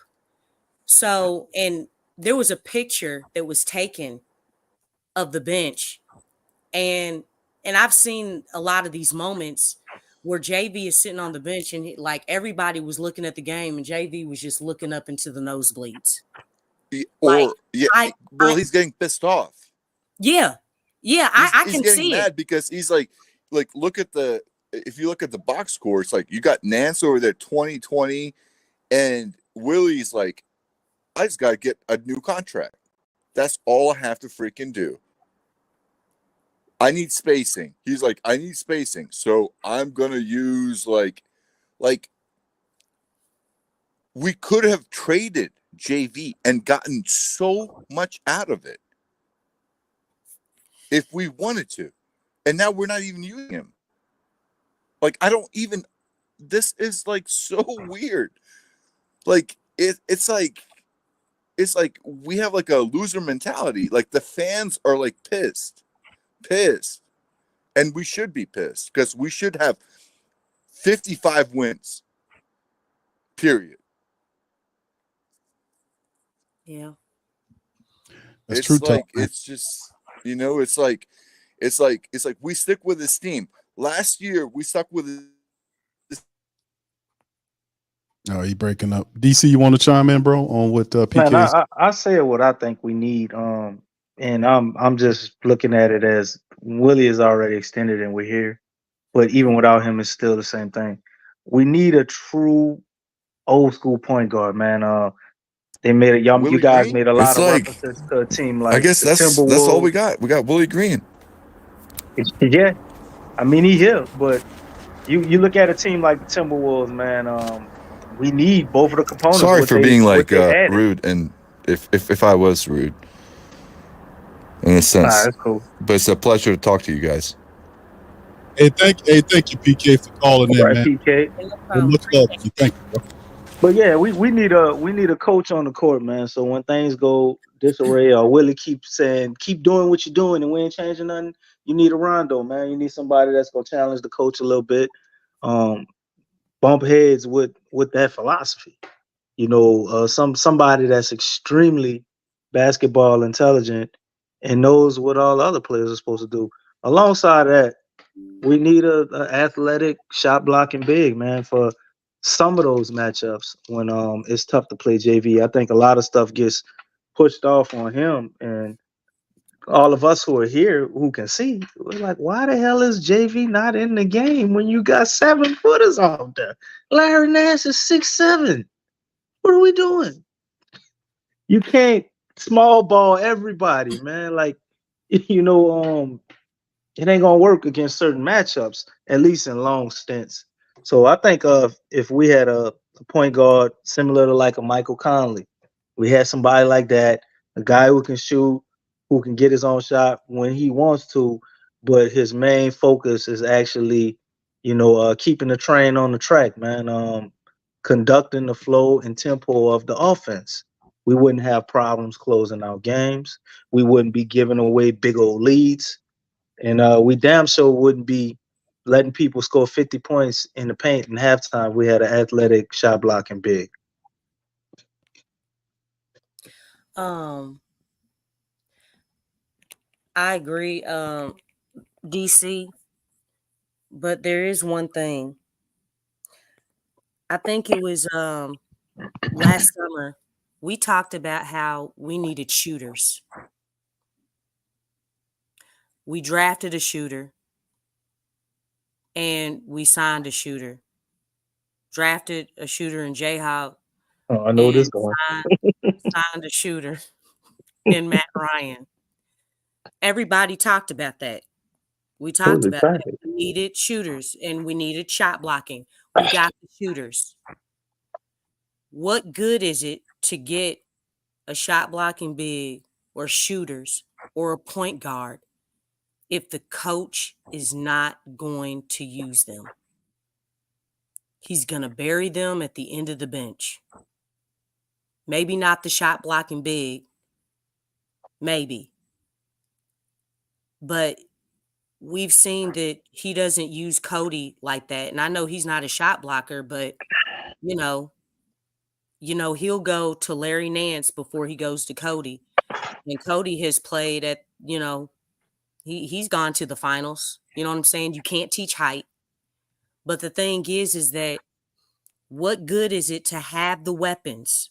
Like, we get these pieces, but they're still not being utilized the way that they should. Because we have shooters. Everybody was saying that. We need shooters. Mainstream media was saying it. Fans were saying it. Even Griff said it. We need shooters. That's why we drafted Jayhawk. And guess what? Our shooters are basically third string. You know what I'm saying? The only shooter that we're using is Trey Murphy. Obviously, Herb, he's increased his offense. Like, his offense has really grown. But I mean, obviously, he's not considered to be a shooter. Maybe now he's a 3-and-D because now he can shoot. But we're not using the weapons. The coach that we have is not using the weapons. So we're kind of stuck between a rock and a hard place. Because what good is it to have weapons and you don't use them? You don't utilize them. You don't incorporate them. You don't read the vibe or the flow of the game to put them in the game to make something happen. I mean, okay, and if you say, well, I'm going with the guys that I trust. Okay, you're going with the guys that you trust, but the thing is, throughout the whole season, don't we want to empower and uplift the confidence of those players that can give us something in the game? Play them in meaningful games and not just after 2 months like you did with Kyra. You didn't play him for 2 months and then you decided to put him in a meaningful game in the play-in against OKC. That's what you're going to do? The thing is that it has to make sense. And that's like a setup. Yes, you want guys to be ready at all times. But it's like, dog, if you're not playing a player for months, like long stretches, and then all of a sudden you put them in a meaningful game, a game that's on the line, are you serious? That's a setup for failure. Because everybody knows, and even Hall of Famers and ex pro basketball players will tell you that the best way to get the experience that you need is to get in the game. You cannot get that in practice. You can't get that in the G League. You get it playing in the game. That's how you get the experience. That's how you grow. That's why cats on other teams play their young players. Why? They're failing. Yes, they are failing, but they have to learn. That's how you learn. You have to play them. And I understand where we are, but really I kind of don't understand where we are because we're still in the play-in. You're saying like, hey, you want to play your experienced players. Yes, that's fine, but we're playing our experienced players, and you know what? We're still in the play-in. We didn't grow. So you might as well give these young players like Jayhawk, give him opportunity, give him a chance to earn your trust if it is about trust. But the last thing that you want to do to a young player is to take away his confidence, especially when this dude came in with a boatload of it. I mean, this is the same guy that went up against Kyrie Irving.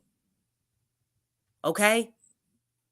He went up against him and we were resting our players in that game. He was leading the charge. And we beat Dallas. You know, and that's just an example. It's like you have a guy that has those abilities, but you took that away from him. Do you all know that Jayhawk was up for Rookie of the Year early in the season? Like he was on pace to I guess break. He was number one at one point on the rookie ladder. And that was The 3-point record you talking about, taken right? away from him. You know what I'm saying? It's like that's kind of awful. You know what I'm saying? Like that, you know, to be up there with Wembanyama, to be up there with Chet Holmgren. He was up there consistently with those guys. It wasn't Scoot. It wasn't the Twins. And there was Jayhawk's name up there in the top 3. You know, so it's like, you know, you have we ask for these weapons, but it's up to the coach to utilize these weapons the right way. You know, it's all about knowing your player personnel. And it's crazy because Willie Green's been here for 3 years. I know he signed the extension. He's been here for 3 years. Let me tell you something.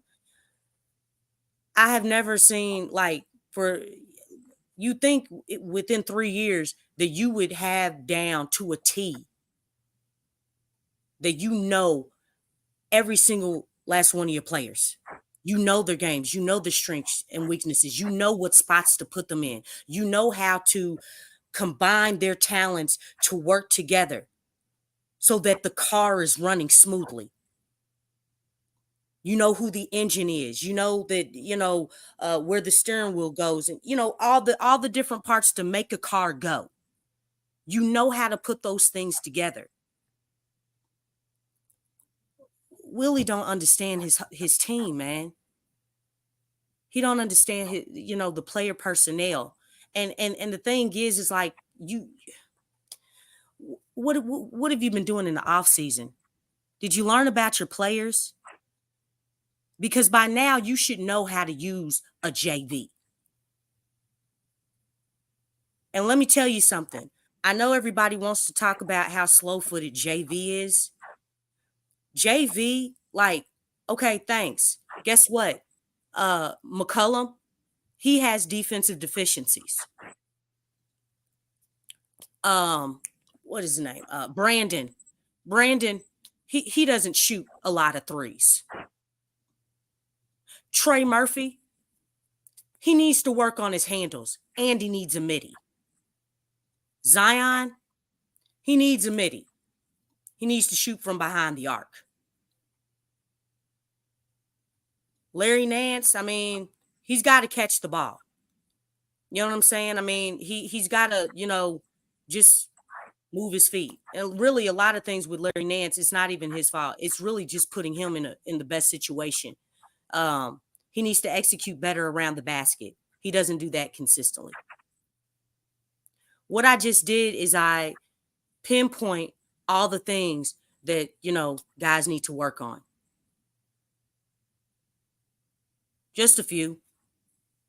So just like we talk about with JV slow-footed, he's a liability on defense. Okay, well, you know what?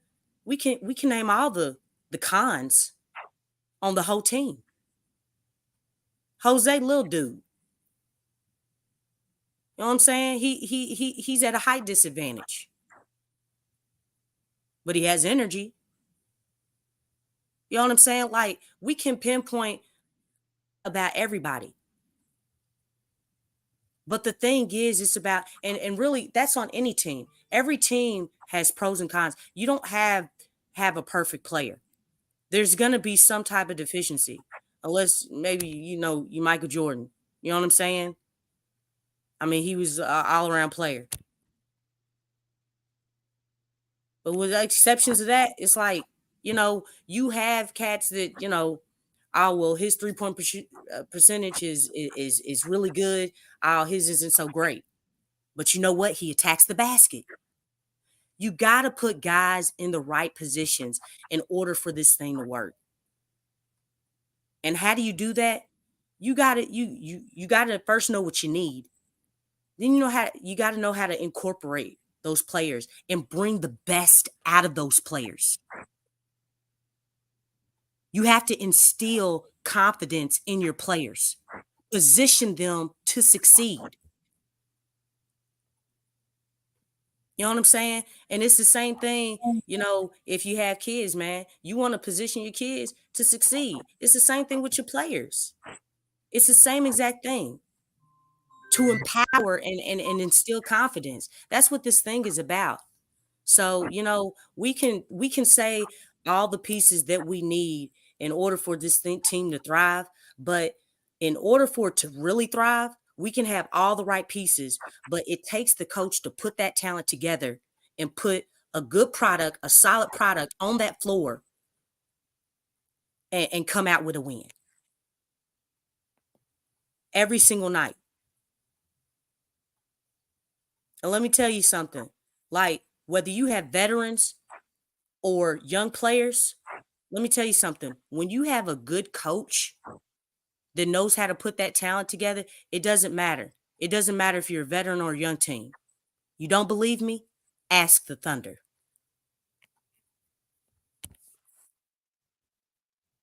Indeed, Lex. Shout out to the fam, man. Much love. Lex gonna chop it up with break game down, man. And let me tell you something. When you're talking about the Pelicans, man, it's hard to not talk about Willie Green. And he would have to damn sure improve because look like a lot of people like, man, Q, if he doesn't get it this far, the dynamics change a bit.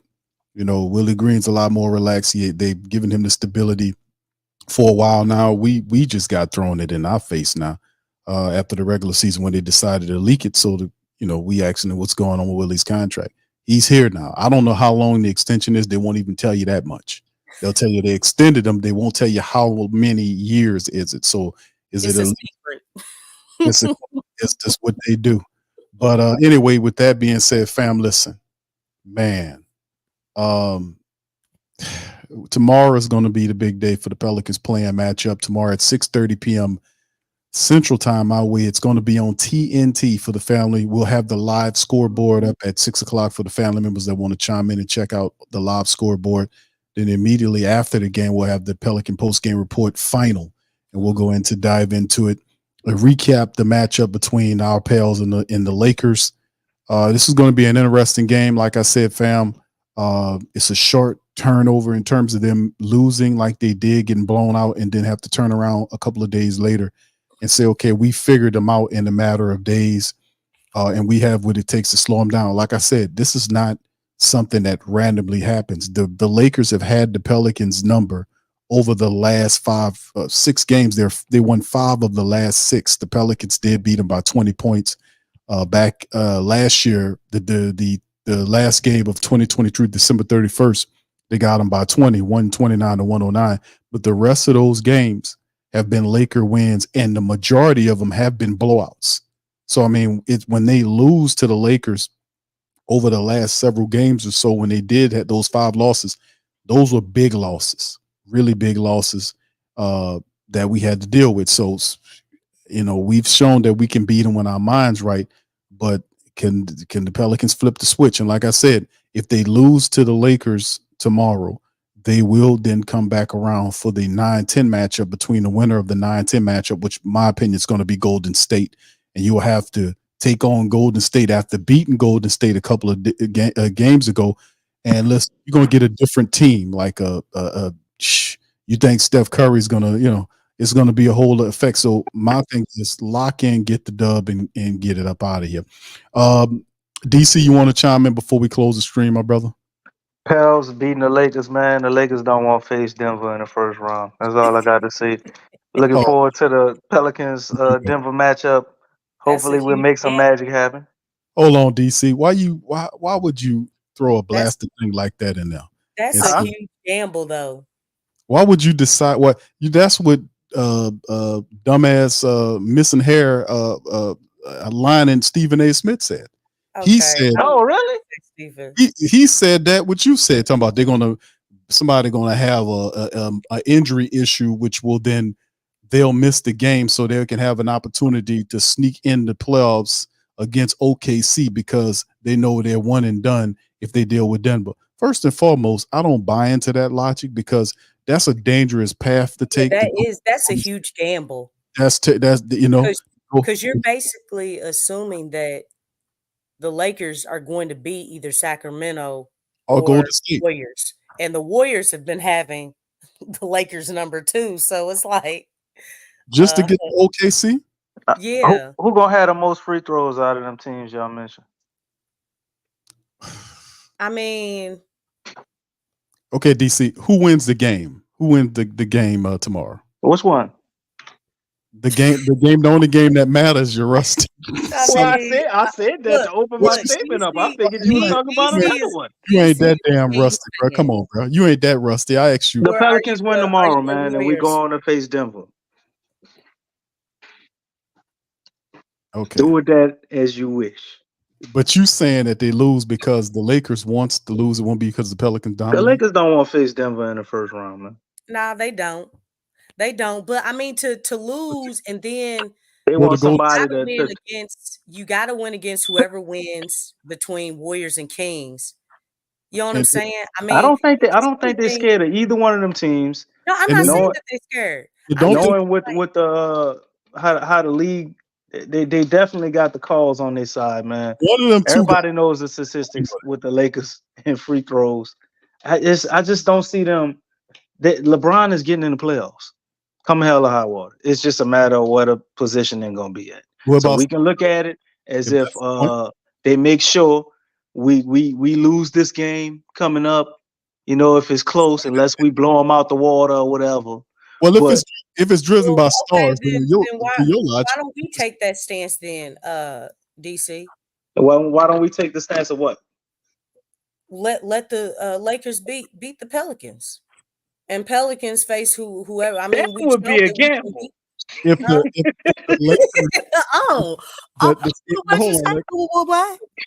the league ain't helping us do shit.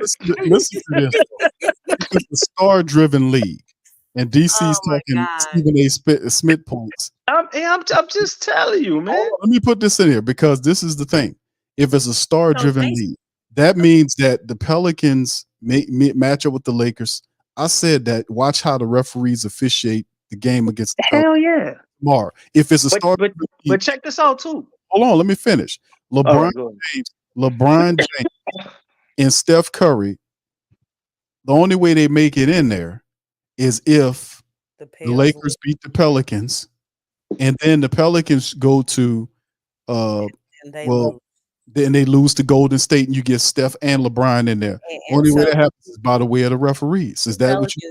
From the if was a fifth, but as far as the Warriors, man, Steph got to carry that whole thing on his back. The Warriors are a shell of themselves, man. Oh, They're not bro. what they used to be. Steph is still kind of, I mean, you can up say that there. about the Clay, Lakers. The thing is, the Lakers are just are not the greatest I mean, the matchup. Lakers got way more than the Warriors, and the Okay, way but they've the been Warriors have playing been all having their month, though. number. Huh? The Warriors have been having the Lakers number.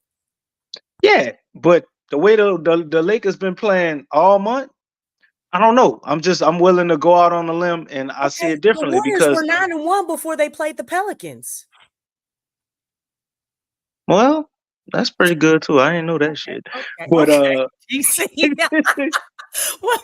DC, but you trying to get back into the swing of things? I understand, man. hey, yeah. But I have never in my life, Lex, seen the way they bend the rules for the Lakers. Now, I did see the Memphis I mean, game where them people played a whole extra 2 minutes. you know they They made a came trade with the after they Pelicans, came right? after halftime, Lex, and gave the Lakers 2 free throws on us Oh for, yeah, for something they missed way. They don't yeah. do That that that was shit for nobody else. yeah. So Yeah, it is the very Lakers obvious made to a me mistake. if it's close in any capacity, and whatever narrative we want to go with, that King James would like to go with.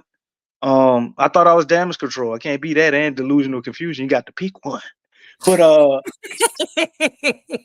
whatever advantage they can give the Lakers, or if it's remotely close, they're gonna give it to them, and it's for none other than Mr. LeBron James. Y'all know that. Um, they want him in the playoffs. They want him in certain matchups. Denver, to me, and the Lakers would be a great matchup. I Oh just feel yeah, like the league don't want that in the first round, though. It'll be a nice second, third round matchup, a Western Conference Finals, even. Will that happen like that? Hopefully not. But I can't deny at this point, man, that you know things get shifted and maneuvered unfairly in the league.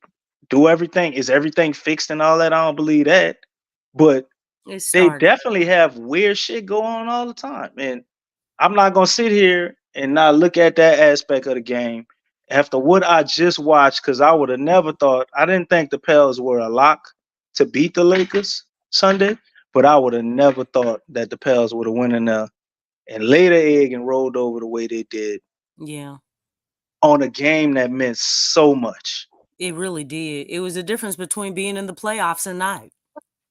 Right. So for me to look at it now, it's like we could look at it like the Pels are gonna do the same thing, or we could look at it like they're gonna rise to occasion. And this me shifting gears, getting past all the referee talk. I think the Pelicans got enough heart, enough resilience to actually go out there and put together a meaningful performance and be Hmm. able to beat the Lakers. You know, this is something I think that hurts. Is stings. I'm pretty sure they didn't want to lose the game, but if you do lose, I know they didn't want to lose like that and get completely embarrassed in front of their home crowd. And Yeah, then those guys are looking at it like this too. I told y'all they came in Sunday at 9 a.m. in the morning. Whether we want to say that's an excuse or not, or why they lost, I don't think that's the sole reason why they lost. But I'm not gonna act like that don't play a part. And that's the one thing that they got in their corner that they could look at. You know what, man, we was tired. That's all right. We gonna get them. They got some type of ammunition with that they can take and go back at it with, and they will have stronger legs. Because I mean, if you come in at 9 a.m., you're just getting in the city where you playing, which is your hometown. How much sleep did they really get? How much of their routine was really thrown off? They tipped off at 2:30 in the afternoon. So we're gonna see a different Pels team from what we saw Sunday, Tuesday. Now the other question you gotta ask yourself: are you gonna see the same type of Lakers team as well? I'm pretty sure they're gonna play at a high level. LeBron is 116 years old. I don't think he can put out performances the way he did Sunday and then turn around and do that Tuesday as well, and it be just as potent, just as impactful. I think it might have a little bit off of that, even though we still gonna see, that version of playoff LeBron. So with all of these factors put into play, I see the Pels winning this game.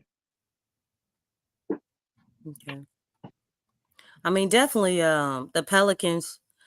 I think the biggest thing on how the Lakers got the win, they played with more energy. They outplayed the Pelicans. Like they were running faster, beating the Pelicans to different spots.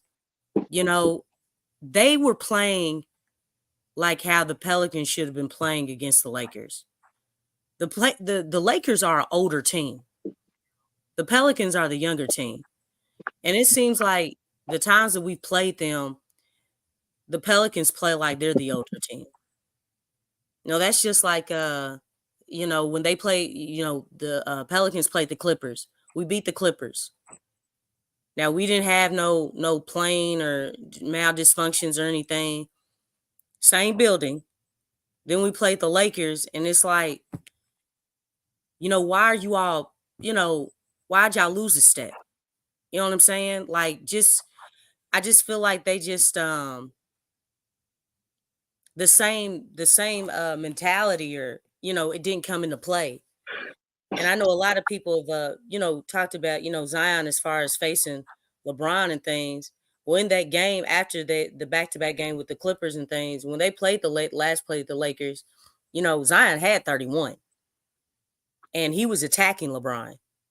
So I don't think it's that, but I just think, like you said, if everything was true about, them getting in, because I didn't know that, getting in the morning on Sunday, that could play a part, but you got to suck it up, man. You got to suck it up, because the mainstream media, they didn't promote that. They're not gonna promote it, Lex. But I mean, they're not going to tell how much casual sucking it fans. up they gotta do before they get fed up sometimes, and I guess just let it fall by the wayside every here and there. If it's Hey, happened a lot, hey, the Pelicans got to earn something, DC. They got to it, get the respect. when they gonna earn it? You earn it in the playoffs. You got All to. right, there you go. There you go. So the thing is, you got to outplay these other teams. You can't let a team come in and outplay you. I don't care what type of talent. I got one more question for you, Lex, because you said a Okay. mouthful. Oh, I You did. say they gotta earn it in the playoffs, right? DC, just a second, sir. Let me give a shout out to Tasha for the super chat. Thank you, Tasha. Appreciate the super chat, DC Tasha. says delusional confusion. Well, don't call me damage control no more, baby. Well, you can be two things. You know what that old saying? Things can be, we ain't doing it. Y'all got to pick a side. two things can be true. You ain't no J. Coleing over here. Y'all got to pick a side. Two things can be true at the same time. Hey. Remember that. All right. What's his name? Thank you very much. What you say, Lex? I'm trying to think of his name. Golly, what is his name? What's the rapper dude's name he was beefing with? Help me, please. Drake and Kendrick Lamar, basically both of them now. Yeah, Kendrick brought him out on stage. Oh, recently? Mm-hmm. Yeah, Oh, man. Concert today. Yeah. That's what I'm saying. That's what I'm saying. You know what I'm saying? Ain't no J. Coleing over here. He started off on Drake's side. Look, everything's done. You better pick one. All Hey, that stuff is for also, PR fam, we got after Lex, we got DJ gonna come in for the final call. But go ahead, Lex, finish off. Oh, well, I was trying to get to kind of asking that question. You say they gotta earn it in the playoffs, right, Lex? Yeah. Now, what I watched down the stretch, the Pels turned up as Zion turned up. Zion went to shooting mid ranges and all of that. The last couple of games of the season, you don't think he could have been doing that? We've been complaining about Zion not rebounding. We had some meaningful games happen. Zion goes out and get 12 and 8 rebounds now. So it's like, I think sometimes this team gets frustrated with the status quo of things, not getting that respect, knowing they're constantly getting fouled, not getting the calls. Mm-hmm. I think sometimes they get fed up or they get burnt out. Nonetheless, still embarrassing as hell to go out there and put that type of effort up. Yeah. But I do see them in the playoffs. I think they have that edge they could play with that you always speak of. They have another level, it seems to me, that they can go to when it's truly all on the line. And I think Willie Green, when backed in the corner, he does at times, not all the time, Mm-hmm. know how to push the right buttons to get this best version of this team. But it's almost like the not too little too late would be the wrong saying, but it's like they gotta be backed into a corner for that to show. And I think the way they got their ass kicked Yeah, just in the like how Smoothie King on Sunday is kind of putting them in that position. And you're gonna see the Dr. Jekyll, Mr. Hyde. I don't remember which one was the best one. But you're mm-hmm. gonna see the best version of that. Mr. Hyde was So you're gonna see Mr. Hyde on Tuesday after we just saw Dr. Jekyll. no, Because I don't that's what our look. team is. Look, there was no doctor in front of there though. You know what I'm saying? What? Damn, No, I just made that shit up. a doctor, is pretty smart. You know what I'm saying? Mr. Shoot, Jekyll. all that schooling. Mr. Jekyll and Dr. Hyde, right? Huh? No doctor? No doctor on Hyde? I say the No, just backwards. what? Oh, hey, we do got a Doc Ock. Dr. Jekyll, Mr. Hyde. Oh my goodness. What you keep posting this octopus dude? What the That's Doc Ock. I was trying to figure out what is this picture. I'm just That not is Willie understanding Green's it. puppet master, according to my man earlier Sky. Yeah. He used them tentacles right there to pull Willie Green strings. That's what Sky said. My goodness gracious. So what you think, Lex? What we gonna do? What we gonna do Tuesday? What's y'all predictions? So I done told y'all mine. And Q, you bet not skate out of here without giving one. You be trying to J. Cole it and ride the fence. Even J. You're Cole crazy. picked the side Lexa You said, know so you what? got to pick something too. Well, I'm gonna say this. That's what I've said. We gonna win. I'm All gonna right, say all right. this. I hate to come back to this question because we kind of eluded this question for a while, but it's back. It depends on what Pelicans team we is gonna be coming out. What version? It depends on what version. We know that the Pelicans can beat the Lakers. They can beat any team. They can also lose against any team. We've seen both sides. But the right version has to come out. And I actually know that when the ball is tipped. Cuz I can tell. I could tell look when they brought the game on ESPN, I could tell the team was out of sync. I didn't, you know what I'm saying? Like right off the bat. I'm like, "Oh Lord. What is this?" You know what I'm saying? What is this that I'm seeing? Like I was concerned. Cuz the game with the Knicks and the Bulls went overtime, so didn't see like the very very beginning, but once it flipped over, I was like, "Oh man." Like they didn't look right. Their movements didn't look right. They just looked really out of sync. Really out of sync. So I need to see what version that we're going to get.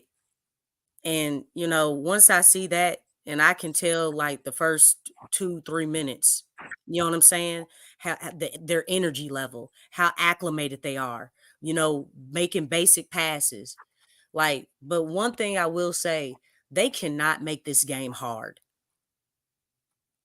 I think like for too long during the season, the Pelicans make the game hard. It's like we're not making the game easy at all. And so they gotta, just like I said in the flash report, man, like the Kings game is a good game. 5-0 against the Kings. Warriors game came, that was the Pelicans won a close game. But you know what? It's not, we still got to have more.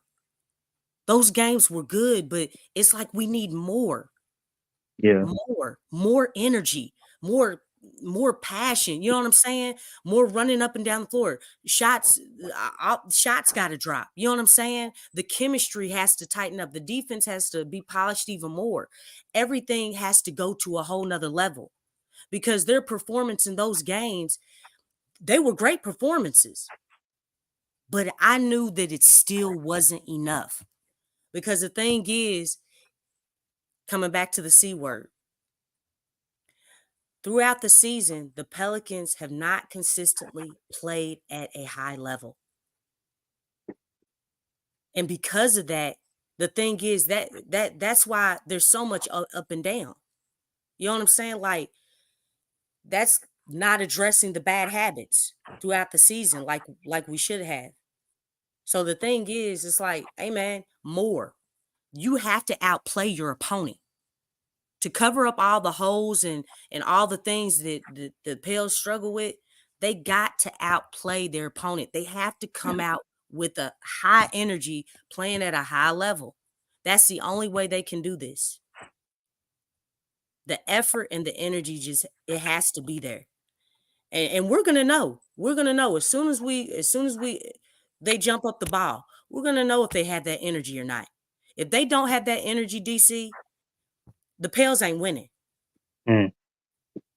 If they do come out with that energy and they keep their foot on the gas and they play them like they have a vengeance, like, hey man, we got to settle the score. They choose violence. Hey man, let me tell you something. There is no doubt in my mind that the Pels will win. But they gotta have that mentality. They gotta have that. If they don't have that, we're gonna know. And the thing is, all this, because we got the right version of this team has to come out. We got to see the right version. You're right, but you're missing one ingredient. What's that? You want to add on to it?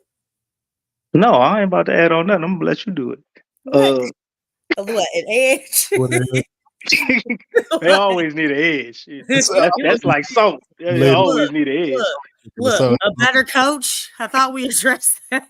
No, you got to get off the goddamn fence. What is they coming out with the energy or ain't they, Lex? I mean, it depends on the version. Look, give me some of that intuition. Which one you do think they're gonna come out with? They wasted my time coming out playing like hot garbage. So you scared to pick up? In my prime voice. Okay? They came out playing like hot garbage. I was heated. And just like Don said, man, he treated it like a Super Bowl chicken. I went to my closet and grabbed my jersey. Okay? I was upset.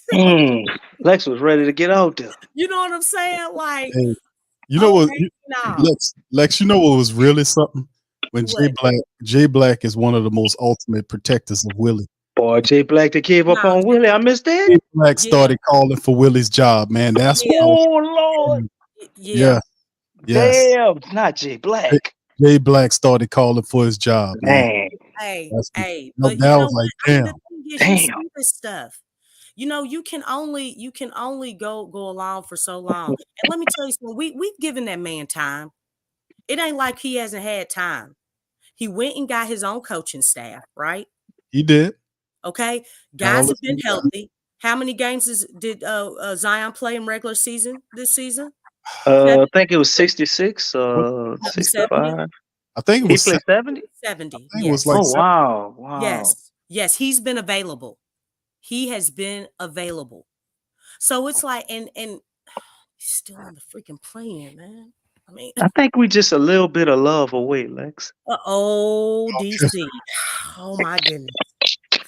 Oh Lord, help me. Lex, come on now. That's the ingredient we missing, Lex. We need a little more love. That boy singing this song. He come with one love. That's what he got. My goodness. He gonna bring one love. That's his favorite song. What's the girl's name from the Parkers? What's her name?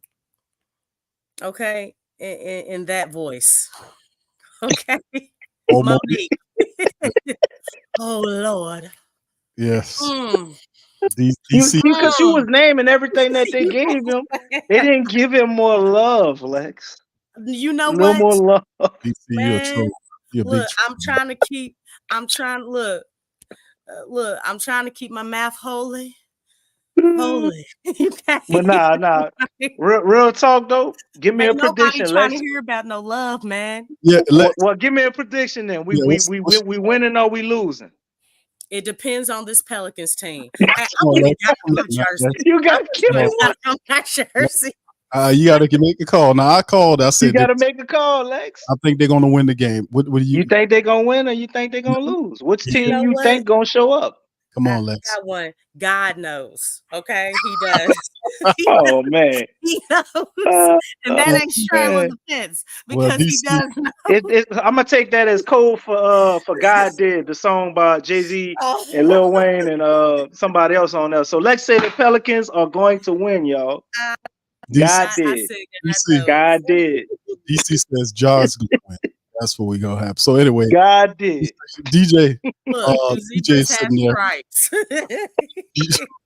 DJ, are you there? DJ is our last caller. Lions have a hair. Yes. DJ, welcome on in, man. Let's hear from you, bro, before we get ready to close the stream. DJ, are you there? Yes, I am. What's going on? How you doing, brother? DJ? Welcome on in, bro. What do you think about this, man?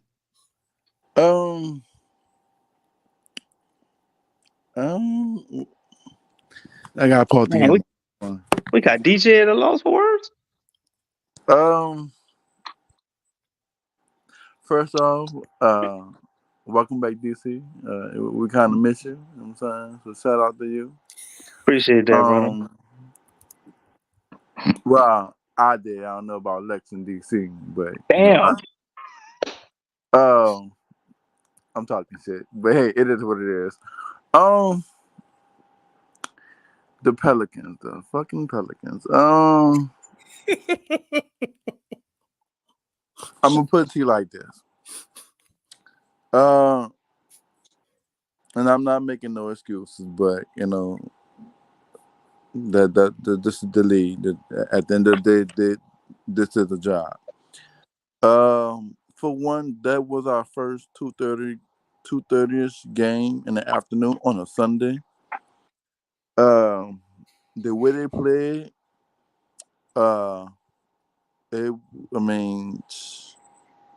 quick question before I ramble on. Is Anthony Davis gonna be available? Yes, he's playing. I'm waiting. All right, Lex, you got that one.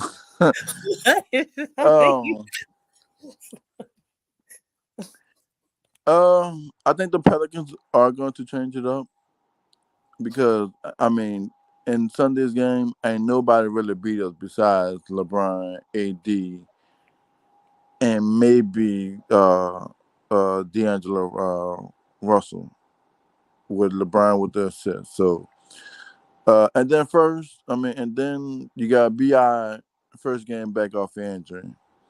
I don't think they should have started him, but Lex said it, on last stream that Willie Green was going to start BI, but we all knew that.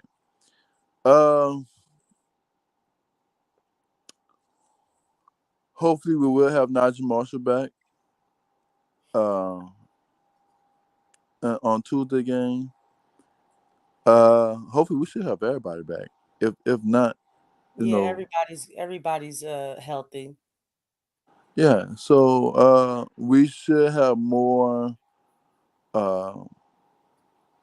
options on throwing that either LeBron or whoever their backup small / power forward is. It is gonna be. I feel to believe it's gonna be a different game. Now, whether we walk away with a win, that's questionable. But I'm still walking away with the Pelicans. We've been a Pelican fan since God knows how long. Willie Green, he's still on my hot seat because we shouldn't have made it to the play-in because this is not a play-in team. We played in the play-in for them 3 to 4 years since they came out with the play-in, and we have managed to play in all the play-in games, if not one. So, I think all the coaches is on the hot seat, especially with the Green. But I know they just gave him a contract extension. Mm-hmm.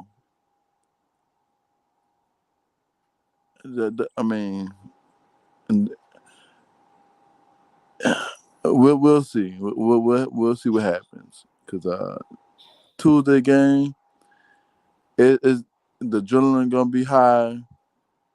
It's gonna be a playoff atmosphere. It was packed Sunday. I'm assuming it's gonna be packed Tuesday. Um, it's gonna be a game, and the way the referees is calling fouls and not calling fouls, and Zion getting beat up down there. JV not getting used properly. It's gonna be a headache. So we just gotta take one play at a time. And yeah, that's it. No, that's not it. That's not it. Yeah. That's not it, DJ. You got the pick. You are Are the crazy. Pelicans gonna win or the Pelicans gonna lose on Tuesday? Oh wow. You asking my He question? said it was questionable. It's gonna be questionable, but I got the Pelicans winning though. There you go. All right. That's it. All right. What It is wasn't that hard, huh? the predictor say, Big Q? Yeah, let's see what Vegas got on this. Big Q, pull them up. Hold on. Let me switch Love to it. Vegas, man. Let's see what they They got. got the Pelicans 50. Oh shit, Lexus. Where you put your money at, Lex? 58.1% says It's the all about perception. Whoa. they said ESPN. That's according to Look, ESPN. they want everybody to put their money on the Pelicans. They trying to take people's money. Oh man, they trying to drain. They gonna do it. I don't know what they're basing it on, but that's where they're going. They said 58. That's what they doing. They want people to put the money on the Pelicans. Okay, so I got a quick question. So when we beat the Lakers tomorrow. There you go, DJ. Speaking into existence. Yeah, they speaking it too, but not for the same reasons. Does that mean we still have to That's play for that people who second didn't game? watch the game on Sunday. Hey, Lex, what is the matchup indicator for? Y'all kicks. I gotta understand they want your money, chicken. Y'all They really trying to do take kicks. it. I'm betting $500. Y'all really do kicks. But my question is, when we beat the Lakers on Tuesday, do we play another game, or after the Lakers game we in? Yeah, if we win, we're the Pelicans are in the 7th spot. If the Pelicans lose, then they play the winner of the Warriors and Kings. And then if they win that, then they'll be solidified in the 8th spot. And they'll go up against the OKC Thunder. If they beat the Lakers and they get in the 7th spot, then they'll be going up against Denver. Okay, so my question is to y'all: what would y'all rather go up against? Let's just say the Kings or Denver. The Pelicans need to win. Denver. They can't gamble. They We need go to up against the Kings, we might be at home when the playoffs start. Well, I mean, this year we 5-0 against the Kings. And you know how hard it would be to go 6-0? You know, you got that one. You got that one. You don't want to gamble when it comes to this type of stuff, man. Because I mean, we talked about that before you got on, DJ. As far as well, actually, DC brought it up as far as the Lakers, because the Lakers not wanting to go up against Denver in the first round, because Denver's been having their number. They haven't won not one game against Denver, so they'll probably want to go up against the Thunder. Really, any of those, whether it be the Warriors, Lakers, or Kings, whoever wins. But and they hoping somebody on Denver get hurt playing one of them other teams, and then they can swoop in later.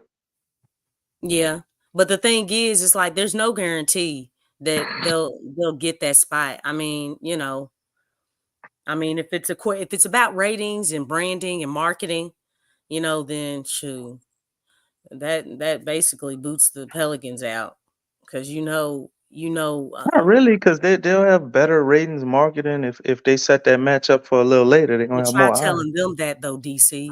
Try telling them that. You 'Cause said look, the matchup indicator has spoken, Lex. Look, do you not understand? Them I is need you to telling open up you. your perception, okay, and really understand why they did that. They want people. Oh, but let me put my money on the Pelicans. You know what I'm saying? Okay. Yeah, that's definitely true. 504 Doc. He said if you have to duck a team, then you shouldn't be in the playoffs. That is definitely Yeah, true. that's But true. I mean, if you since ain't ready Floyd at this Mayweather handpicked fights, I think everybody likes to follow that motto in sports now. Well, I mean, you want to put yourself in a position to succeed. So, Yep. I mean, that makes sense as well. I mean, companies do it all the time, so but yeah, we'll see what happens. Pelicans, I'd like to see them win the game, you know. Um Obviously they'll go up against Denver, but you know what?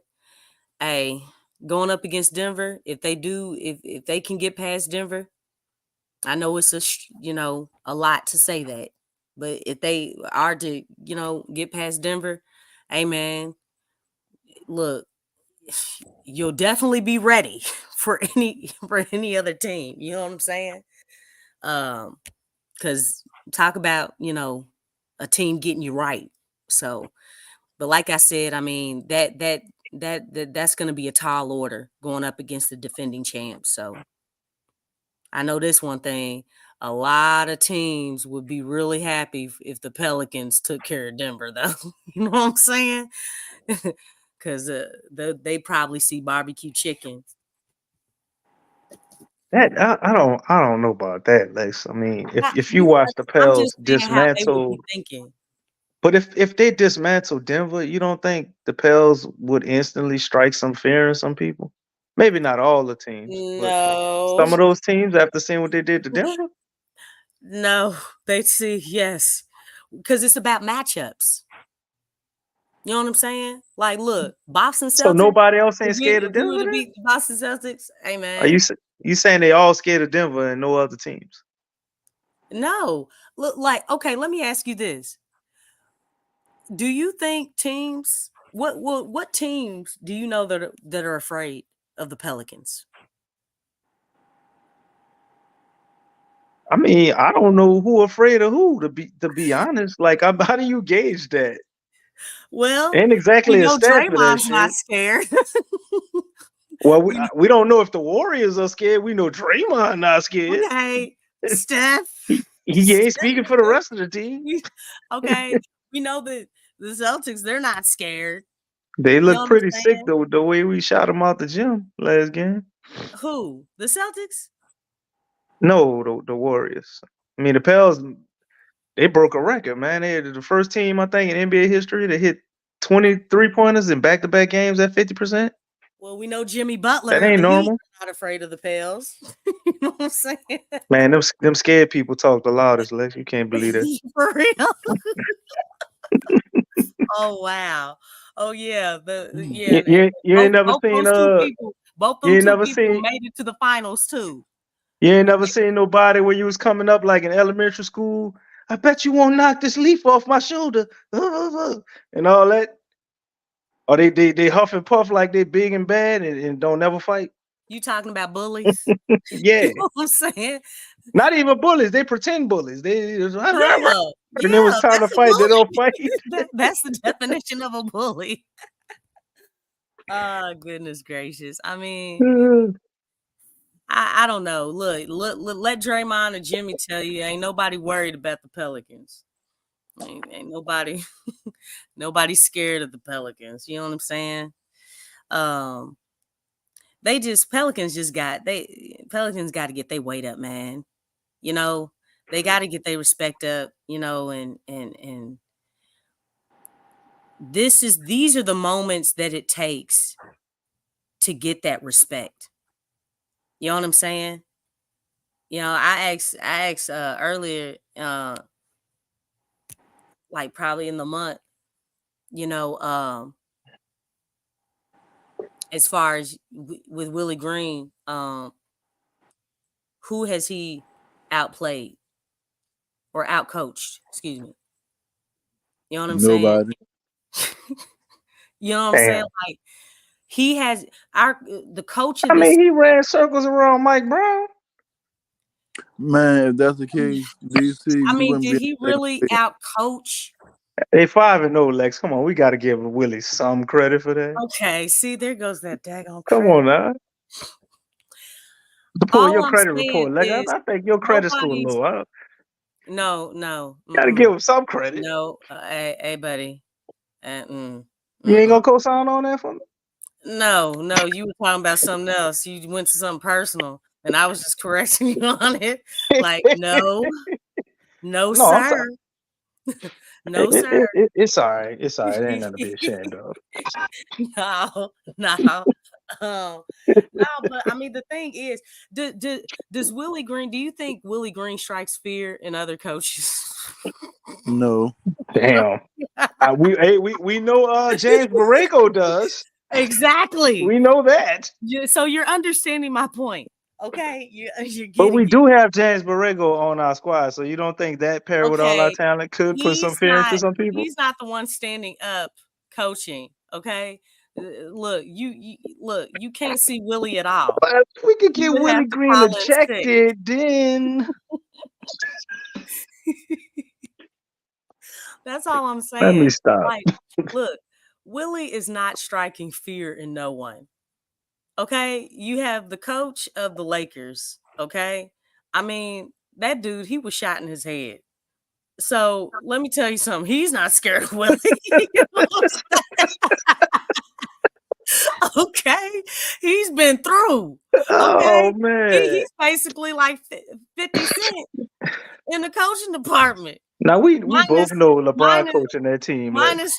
minus notch. Look, 8 shots. You know what I'm saying? Because he That got man got one. shot in the head. He ain't coaching Yes. nothing. LeBron coaching that team. Look, dog, look, I felt the fear when I got shot in the head. So look, ain't nobody scaring me. Okay, so we know he's not scared. He's confident. You know what I'm saying? Look, Well, what Willie's about the not striking Timberwolves? fear. They definitely should be terrified. I mean, The Clippers should be shaking in their boots. Are they? I don't know. One thing I will say is that DC, I'm gonna what need is you to his start name? watching Toy Story. Look, let me say this. No, nobody on the Pelicans need to be talking like some mad trash talk, okay? Y'all just need to chill and y'all just need to play. Get your weight up. It's y'all now. What happened to us? Huh? And we. Because the players are out on the Yo, court. when the nigga got his contract extension, let's talk about y'all. Oh man. Hey. Look, man. Y'all already know about Willie Green, man. Y'all know what's up. Thank you, Nola baby. Okay? That man needs to start playing chess and not checkers. You better speak that. That's real. Yeah, this is true. Yes. You know what I'm saying? In the playoffs, you cannot play checkers, man. Like, you know, you got to step your game up. You know, look, and everybody says this. This is nothing new. Y'all have all heard this. Playoffs is a different breed. Okay? That's where you get your respect. That's where you get your credibility from. That's where you make your name. That's where you become immortal. Okay? So the thing is, the Pelicans, hey man, if they want this, they gotta take it, man. They gotta choose violence. Because let me tell you something, playoffs is nothing but violent. It's not regular season. That's why that game on yesterday was just so bad, man. You know what I'm saying? Damn, Molly.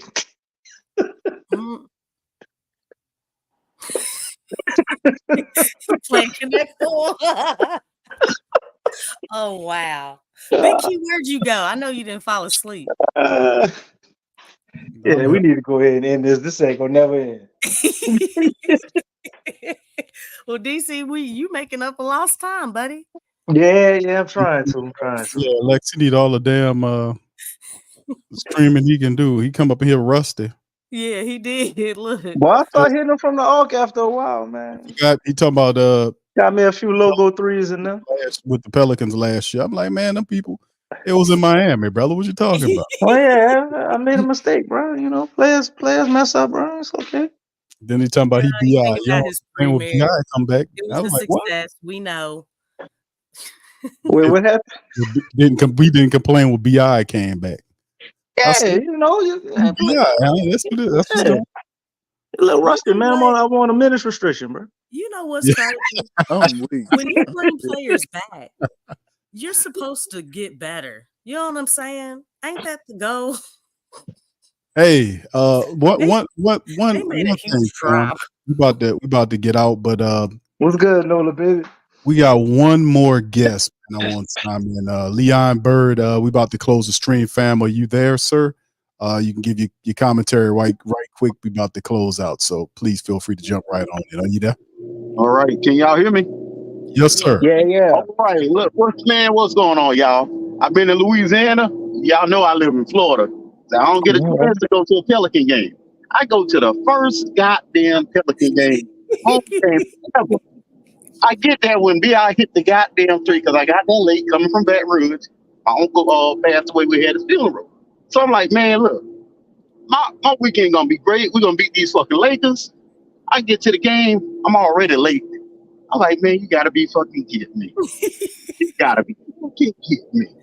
I like, okay, we're gonna make some type of run or sudden. And I see we down 20. I like, man, these jokers don't never come back from down 20. I'm like, Willie, what you gonna do? Then I see you put Nance in the game. I'm like, yeah. I see what's going on. I'm like, come on, man, put JV in. Guaranteed double-double. If anything, tell them go out there and foul somebody hard as hell. If we're gonna lose, shit, we're gonna lose. We're gonna hurt their ass for the next game. That's how I feel. We're a little bit different. I'm one of those. I grew up watching the Pistons and the old school teams. Yeah, violence. I choose violence. Like, let's say I choose violence. Oh yeah. Also, welcome back, DC. What's up, Q? Oh, appreciate you, brother. But we got one problem with your philosophy, bro. Hey, look, he ain't gonna play his ass anyway, so he might as well hurt some damn body anyway. We have a team full of good people, good human beings. We don't do stuff like that. Willie doesn't do stuff like that, but the team can adopt the violence part. They the ones out there on the court. That's right. We go out there and smack a few people around and pray about it later, right? What's making so funny, the end of the season came so quick. We've been talking about the same thing all year. I want to be a violent player on the team. Y'all want y'all a rebounder and a blocker. DC want an old school point guard. Hey, I want a mobile big if I gotta pick between the two. Big, okay. And shit, we want Willie to make some adjustments without making too many adjustments. We always make. So it's the same shit. Man, look. Yeah, I'm so sick of seeing Larry Nance out there letting us down, bro. He ain't really letting us down, putting that man against 7 I foot. think he's sick of Willie letting us down. Willie done messed up so many of my parlays this year. I'd be a millionaire if Willie was. Oh, perception. Oh man. I done picked JV for so many. I ain't even seeing 10 rebounds, 7 rebounds. He got 6 rebounds the first quarter. That's 350,000 lost just because you put this man one more minute. So and I got a whole bunch of different perspectives on this.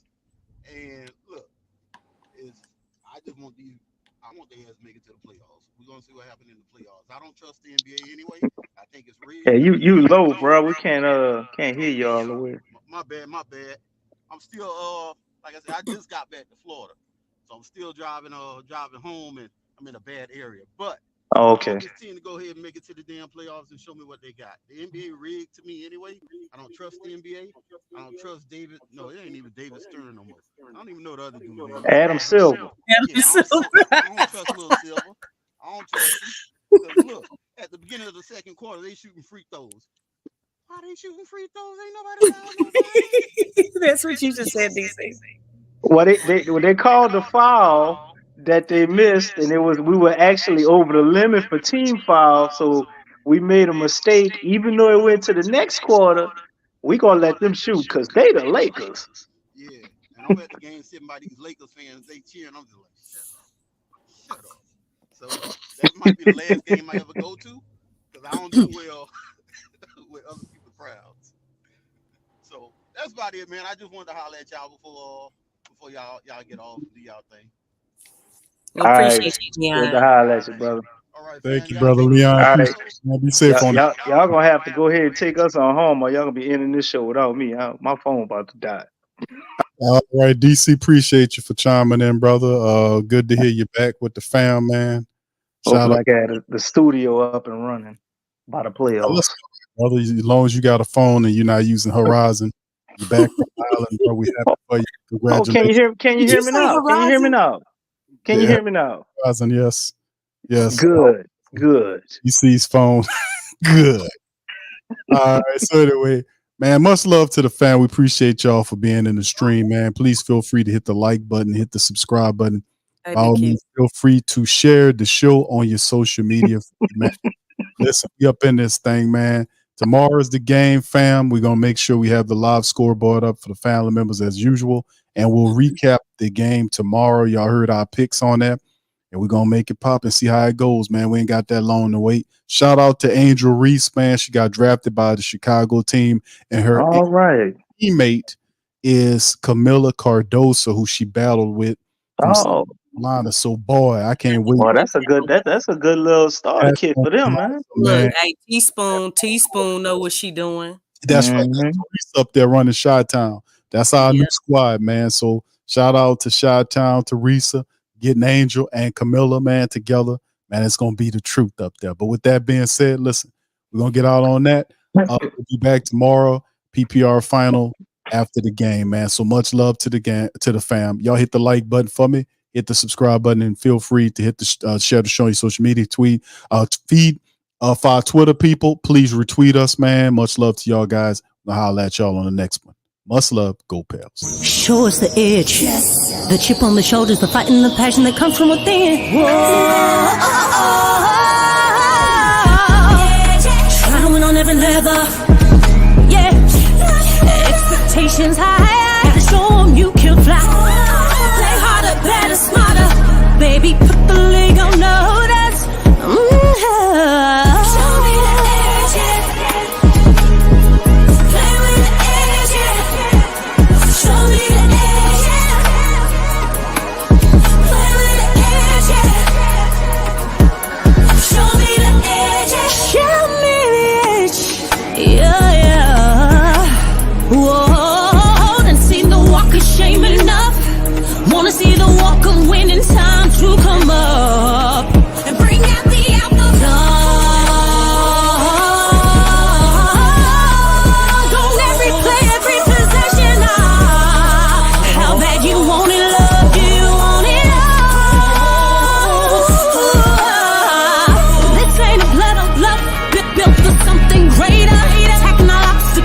coming for the ring, my precious. You got the juice, the will, the heart, the fire. Show them the proof, show them the it shall be done. Show me the edge, yeah.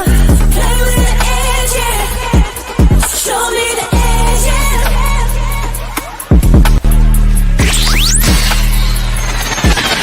You're listening to the Pelicans postgame report on the PRO Media Network. For all things Pelicans.